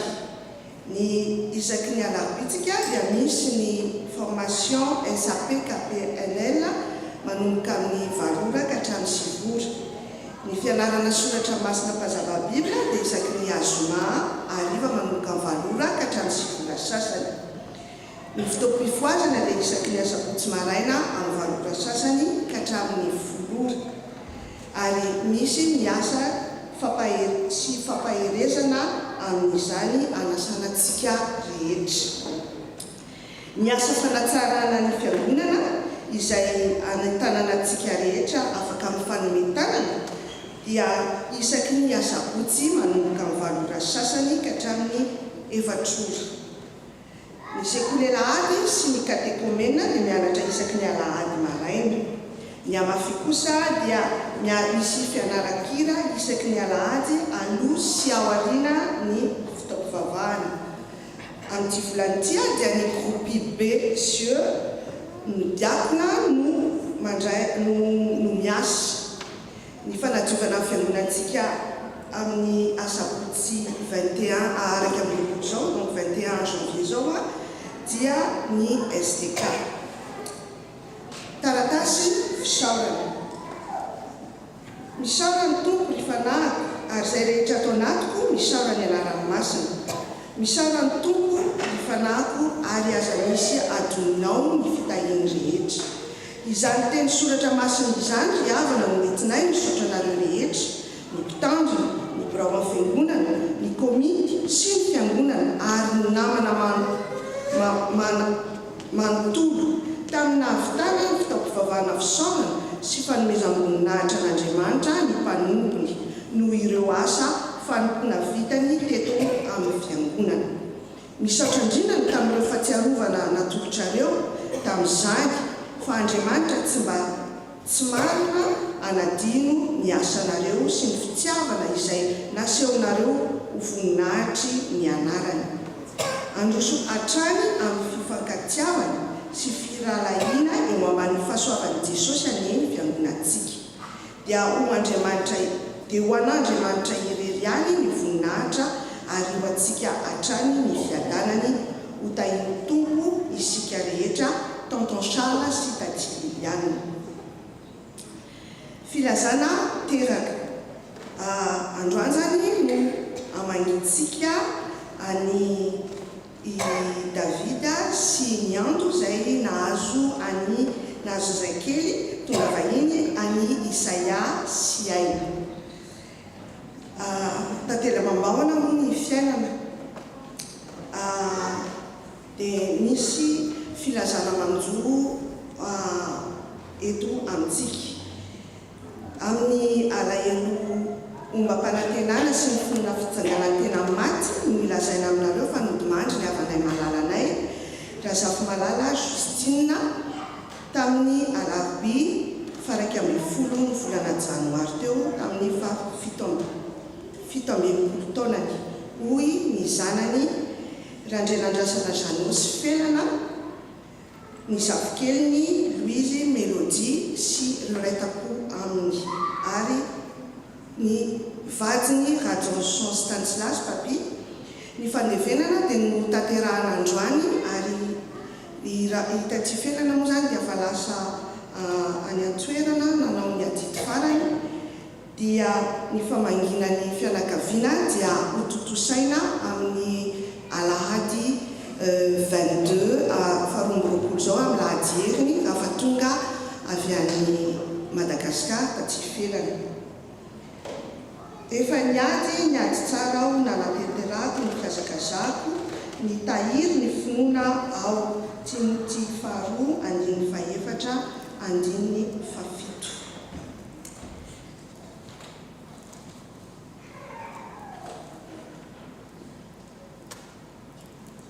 Timoty 2 io teny ihany no mitondrana ny fampilazanantsika fa Razafy Mandimby Ramandray Soa René Michel izay rahalahan'ny tonton Guy Razafy Mandimby sy mino dia nodimandry tamin'ny atalata 10 volana janoary zao ary rehefa nivahiny 27 taona teto amintsika. Ny famangina moa zany dia mbola lazaina ao aoriana.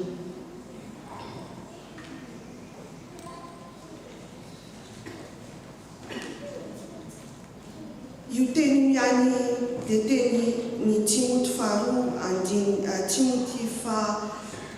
Timoty 2 Timothy faharoa andeny faefatra andeny fafito ihany nitondranatsika koa milazanantsika fa Docteur Randriamalson Vincent izay ray aman-dreniny Ramaniraka Manda sy fitahintso renibean'ny Arena dadabean'ny Arena Zavato dia nodimandry tamin'ny rehefa avy ny vahiny 13 taona teto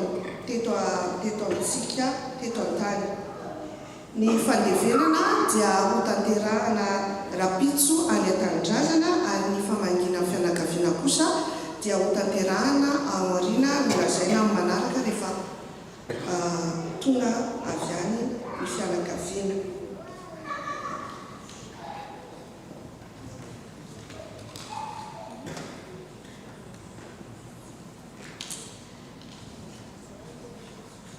Aza matahotra ianao fa miaraka aminao aho, aza mierikerika foana fa izaho no Andriamanitra aho, mampahery anao aho ary mamonjy anao tokoa. Ny tanakavanako manafaka no anoanako anao. Isaia 1:7. Amin'ny finoana sy ny fanantenana ny fitsanganan'ny tena maty no ampandrenesanay fa nodimandry tamin'ny 14 volana Janoary teo omaly tamin'ny 29 taona rasolo vololona nandrianina Flore. Izy dia reniny Toky sy Kajy Ravelojona renibean'ny Anja sy Sarika hoy ireo zanany Andro sy Dina sy Rabeamanana ary ny zanany ny Andro sy Voangy Ravelojona sy ny fianakaviana manontolo. Pitainantsika miandalana eto ihany fandaharana itoky kosa zany ny afalasako any an-tanindrazana niaraka lasa tamin'ny tatsifelana omaly anatanteraka ny ajidy farany dia tondra mambavaka an'ireo fianakaviana ireo tsika mba atsiaro an'izy ireo amin'izao antra manjo an'izy ireo izao. Vaovao sampana. Sécouli à la Hadi. Annonce locale aux parents. Nous vous saluons au nom de Jésus afin de préparer au mieux le séjour pour le Zekabé Sékoulela du 6 au 8 mai 2023. Nous vous convions à une réunion d'information le dimanche 22 janvier après le culte. Votre présence est vivement souhaitée. Bien à vous en Christ, le bureau.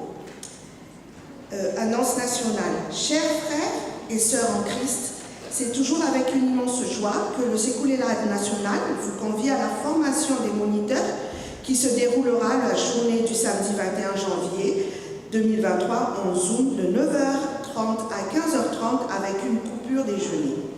Nous remercions le pasteur Jean-Tédi Ramayerzone qui est toujours disponible et qui va nous éclairer sur la croissance spirituelle à 2 vitesses selon le verset 2 Pierre chapitre 3 verset 18, mais continuez à progresser dans la grâce et la connaissance de notre Seigneur Jésus-Christ. À lui seul soit la gloire maintenant et pour toujours. Nous vous attendons nombreux au nom du bureau national Nyangal Radio Exul. Annonce régionale. Les moniteurs de la région sont conviés à la formation régionale des moniteurs le samedi 28 janvier à Nice. Les informations complémentaires vous seront communiquées ultérieurement. Veuillez porter en prière tous ces événements. Aviamini Amafi Faireteni Amni Tan Tsarakusa dia mandray teny amin'ny fo sady marina no tsara dia mitana azy ka mamoa amin'ny faharetana Luka 9:5-10. No nisan'ny kambana mifidy tamin'ny alahady 20 janoary 2023 tamin'ny AG farany teo dia miantso indray antsika mpikambana mafy ivory amin'ny 12 febroary 2023 ho avy izao amin'ray atorakandro ao arin'ny fanompovavahana maraina. Ny lahadinika amin'izany dia ny fifidianana na tsy ny anoratantsika anarana ho anisan'ny mpandray Cœur Uni 2024, ni présentation de la MAFI, les membres, les organes, le compte, les commissions, le règlement intérieur, la tenue de la chorale, la sortie ski pour le 18 février 2023. Biasami mitondra mavaka izany fotoana izany isika hoentina ampandroso ny asa izay nankinina tamintsika. Mirary soa ary hotahin'Andriamanitra daholo ny Brao Serge Akotinanary ny foro.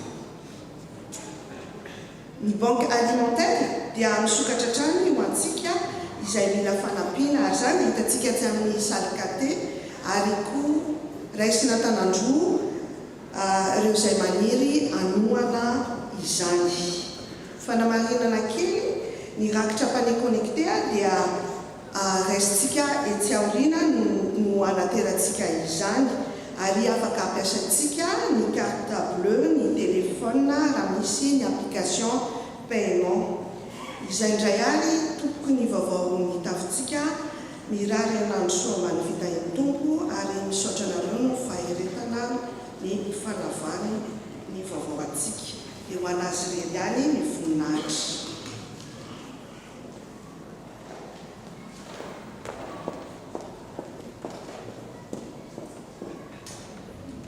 Tonga eo fotoana hanaovana ny vavaka isan-trano.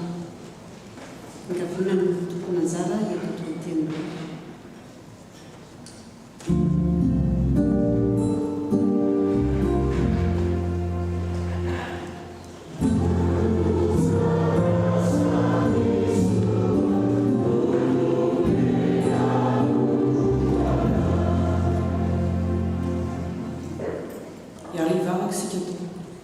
Ritombo Andriamanitra be fitio, mbola tsy mitsantra ny misaotra sy miteranao foana izahay ny fahasoavana rehetra izay omenao anay. Ary indrindra no nanomezanao anay ity trano tsara ity tokoa. Misaotra tompo ho izany fitiavanao lehibe izany ary mankalazanao sy mankasitraka anao hatrany izay no izany fanomezanao omenao izany. Eny tsy miafina aminao koa tompo, fa mbola be koa ny asa izay tsy maintsy mbola tanterahana ahafahana manolokoly sy mikanjakanja ty trano izay nomenao anay ity, koa dia mangataka indrindra ny fitahinao mba hatanterahana izany isan'andro isan'andro. Ary indrindra ireo mpanomponao izay tiakely soroka manatanteraka izany koa dia mba hotahinao omenao hery sy tanjaka ary fahasalamana hatrany izy ireo Jesosy io ahafahany manohy ny asa rehetra. Ary izahay koa tompo dia ampio mba handray anjara arak'izay takatry ny sainay sy vitan'ny vatanay Jesosy io. Dia mampaherezanay tompo ary mbola misaotra anao hatrany. Amen.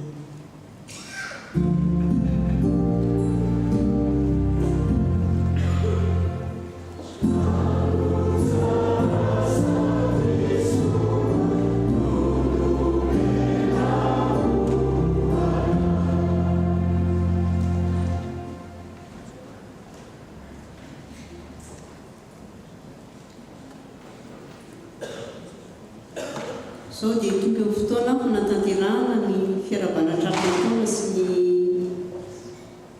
teraka.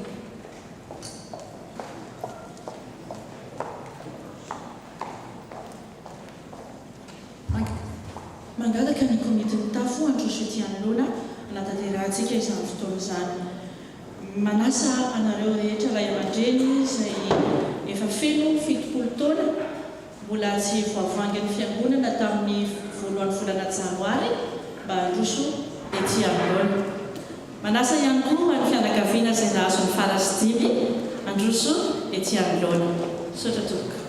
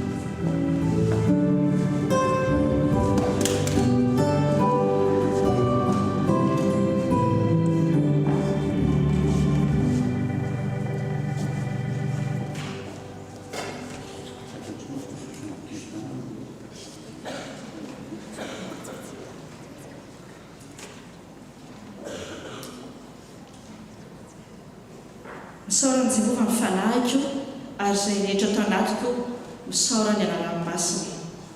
Salamo toko 7:1. Ry ava-malala ao amin'ny tompo, saotran'Andriamanitra isika noho ny fahasoavany, manana ny ambiampy sy noho ny fitantanana ary ny fitaheny antsika rehetra dia mbola velon'aina ka nandidy taona 320 ety. Mitodika aminareo ray aman-dreny manoloana eto, ray aman-dreny loharano ny poirana, andro ny fianakaviana, andro ny fiangonana ihany koa. Fahasoavana ho an'ny fiangonana FPMA Aix-Marseille manana anareo ray aman-dreny. Koa indreto izahay zanaka, zandry ny FPMA Aix-Marseille manontolo miaraba anareo nahatratra izay taona 320 izao. Hitantana anareo mandrakariva ny tompo ka hifanavitra amin'ny zanaka manjafy ho tojo ny fahamamina, ho ampiky ny fahasambarana, trandrantitra, ho ambin-java-manasatra, ho salamatsiarofy anay anareo. Amin'izao tontaona izao ray aman-dreny dia indro misy solom-body akoho ary tolotray ho anareo ampitiavana. Toy ny tantely tababadaka ny fona ifeny fitiavana sy fankasitrahana no mameno izany.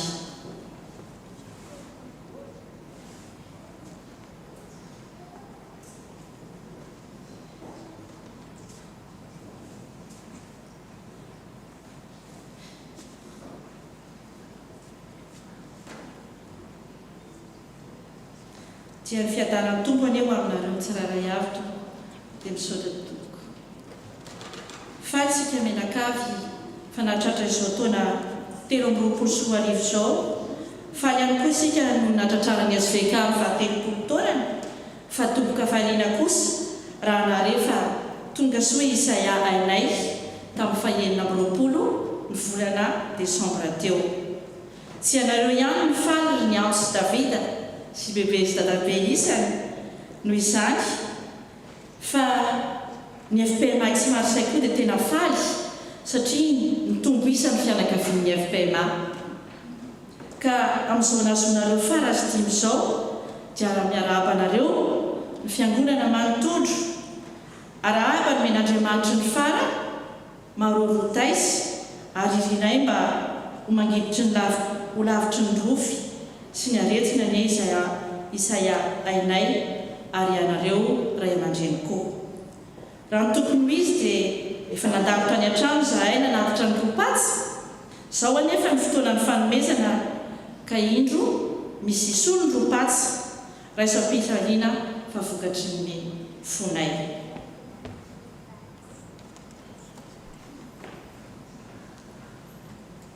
Dia tonga soa Isaia ainay. Amaranantsika izany fotoana izany dia mangataka ray aman-dreny mpitandrina, hitondram-bavaka andreto ray aman-drenitsika, hitondram-bavaka ihany koa ny Isaia ainay sy ny fianakaviana. Vavaka isika misaotra anao izay tompo satria afaka miaraba reto ray aman-dreninay amin'izao tonontaona izao. Izy ireo tokoa no nanome ainanay ny taiza na lehibe ary mahatonga anay toy izao, mahatonga ny fiangonanao toy izao arary ny sitsiny raha tsy aronay izy amin'izao vanim-potoana izao. Ianao hanome azy ireo hatrany hery sy tanjaka mba hahafahan'izy ireo mivavaka sy mitsodrano anay, hahafahan'izy ireo manolontsaina anay ary ampio koa izahay mba hankatoa azy ireo, hanome azy ireo milanja ny asiny amaray aman-dreny azy izay loloavina atampony roa. Misaotra anao koa izay nanomezanao anay any Isaia ainay izay tonga tetỳ tany indray tamin'ny 20 ny volana Desambra 2020 izay fanomezana tokoa satria tao akatiky ny noely izany ary amin'ny mahafanomezana azy dia ampio ray aman-dreny hikolokolo hitaiza mba hatateraka tokoa ilay teny hoe ary ny zaza dia ny ahalehibe ka ny tombo hery sy feno fahendrena ary ny fahasoavan'Andriamanitra no eo aminy.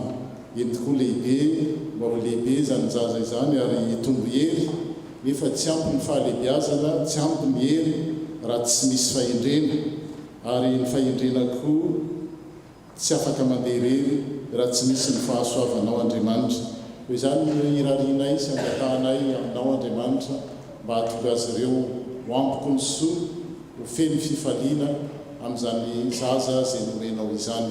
Dia ho voninahitry ny anaranao rery ihany Tompo ny fiainanay rehetra. Amen.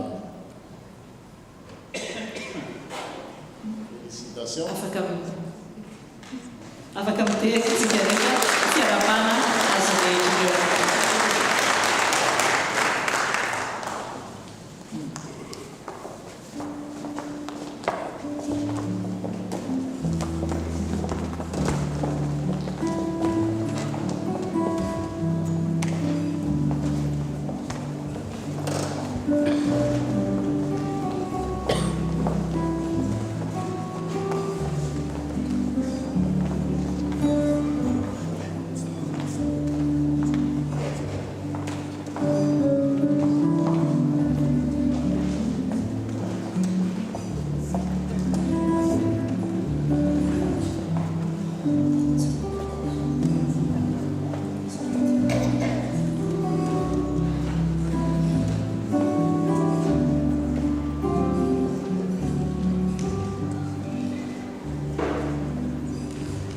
Zao dia tonga eo amin'ny fotoana mifanandrantsika.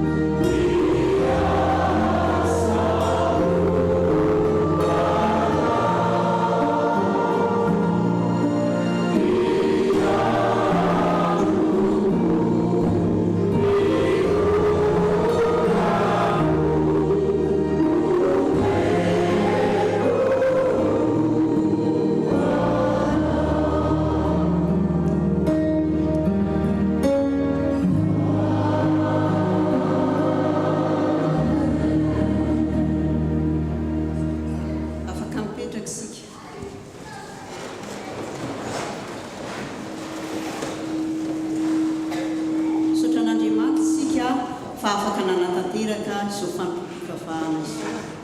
Izao dia tonga eo amin'ny vavaka fisaorana sy fangatahana isika.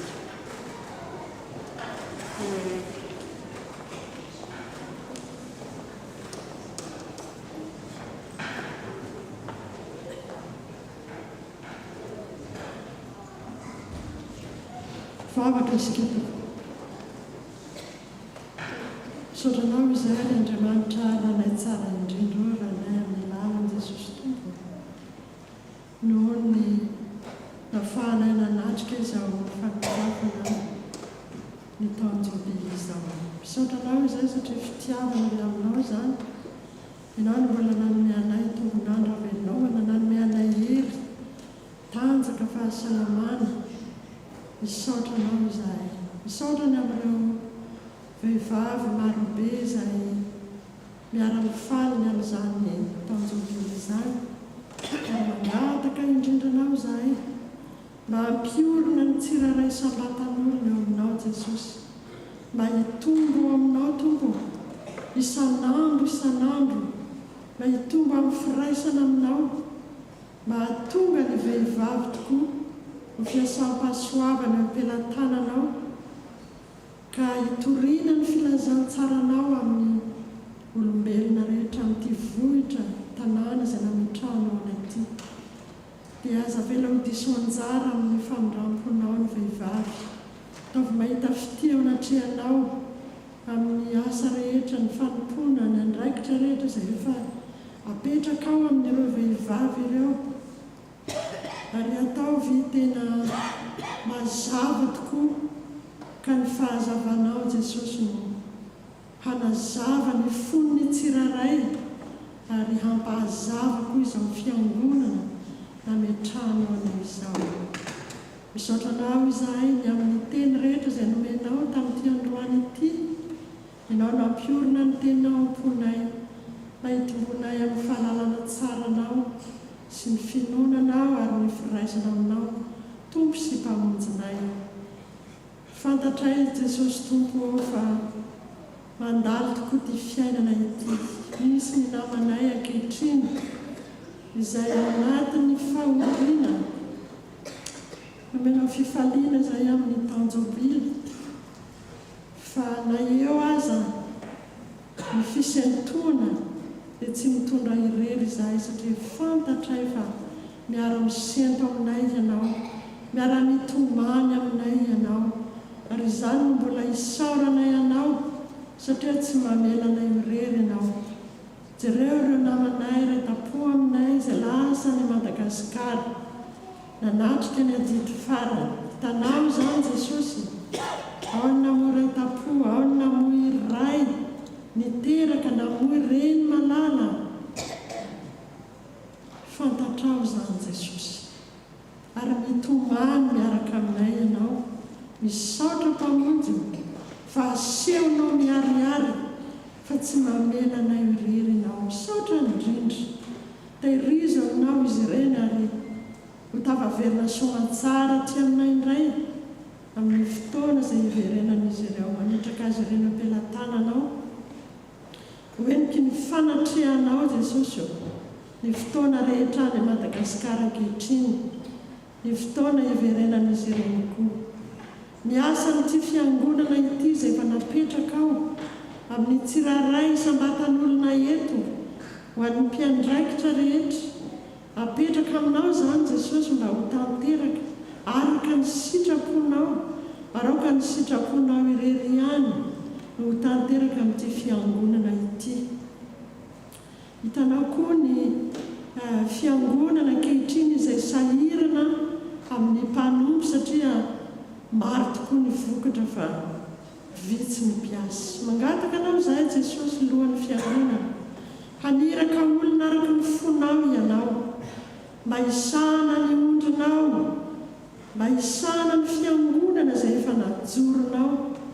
Ary dia matoky izahay Jesosy fa tsy mamela ny fiangonana irery ianao, fa mahalala ny hevitra hiverana ny tsiraray isan-tafo, ary hanome mpanompo tokoa ianao, olona araka ny fonao. Misaotranao izahay satria efa asehonao izany, ary mbola ho asehonao mba mbola hiasa ianao hanangana olona maro hitondra izao ondrinao marobe izao. Dia misaotra Jesosy amin'ny fitiavanao sy ny fitantananao amin'ny herinao mahagaga izay asehonao isan'andro amin'ny zanakao tsiraray. Misaotra Tompo amin'ny fitahinao rehetra. Misaotra ny amin'ity SVK mijoro eto ity ary mbola ho ampijoroanao mba raha-mpiverinao ery amin'ny rao ny lanitra dia mbola hita vehivavy maro ianao hanohy ny asanao.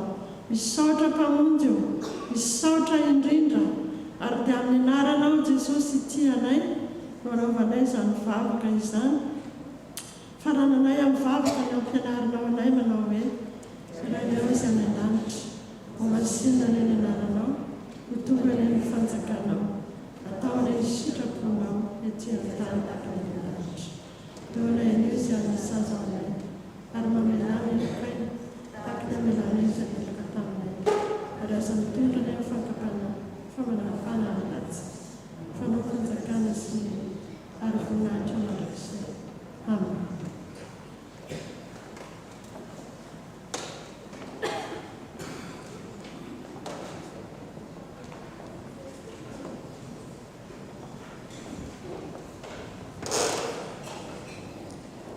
Mialohan'ny ny afatra sy ny tsodrano dia ataontsika ny atemy mamparaky sy fahaenina mifolo. Ny mpisanganana manomboantsika izany.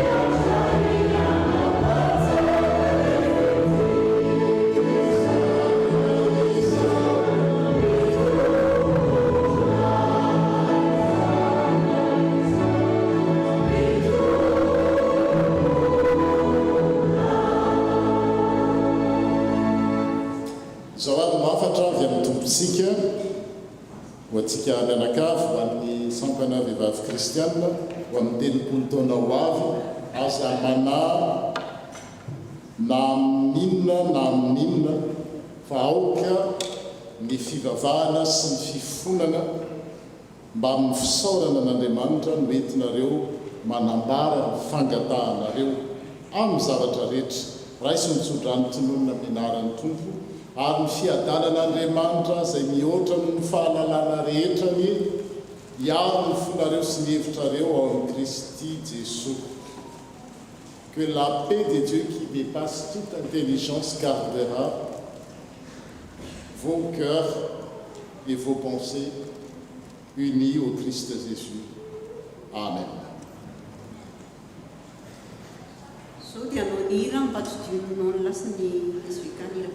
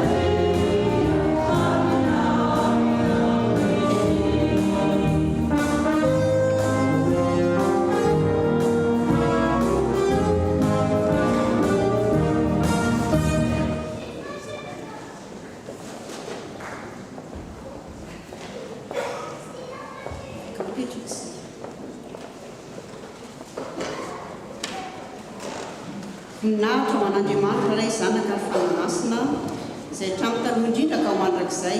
Amen. Mandehana amin'ny fiadanana ka manaraka ny tompo.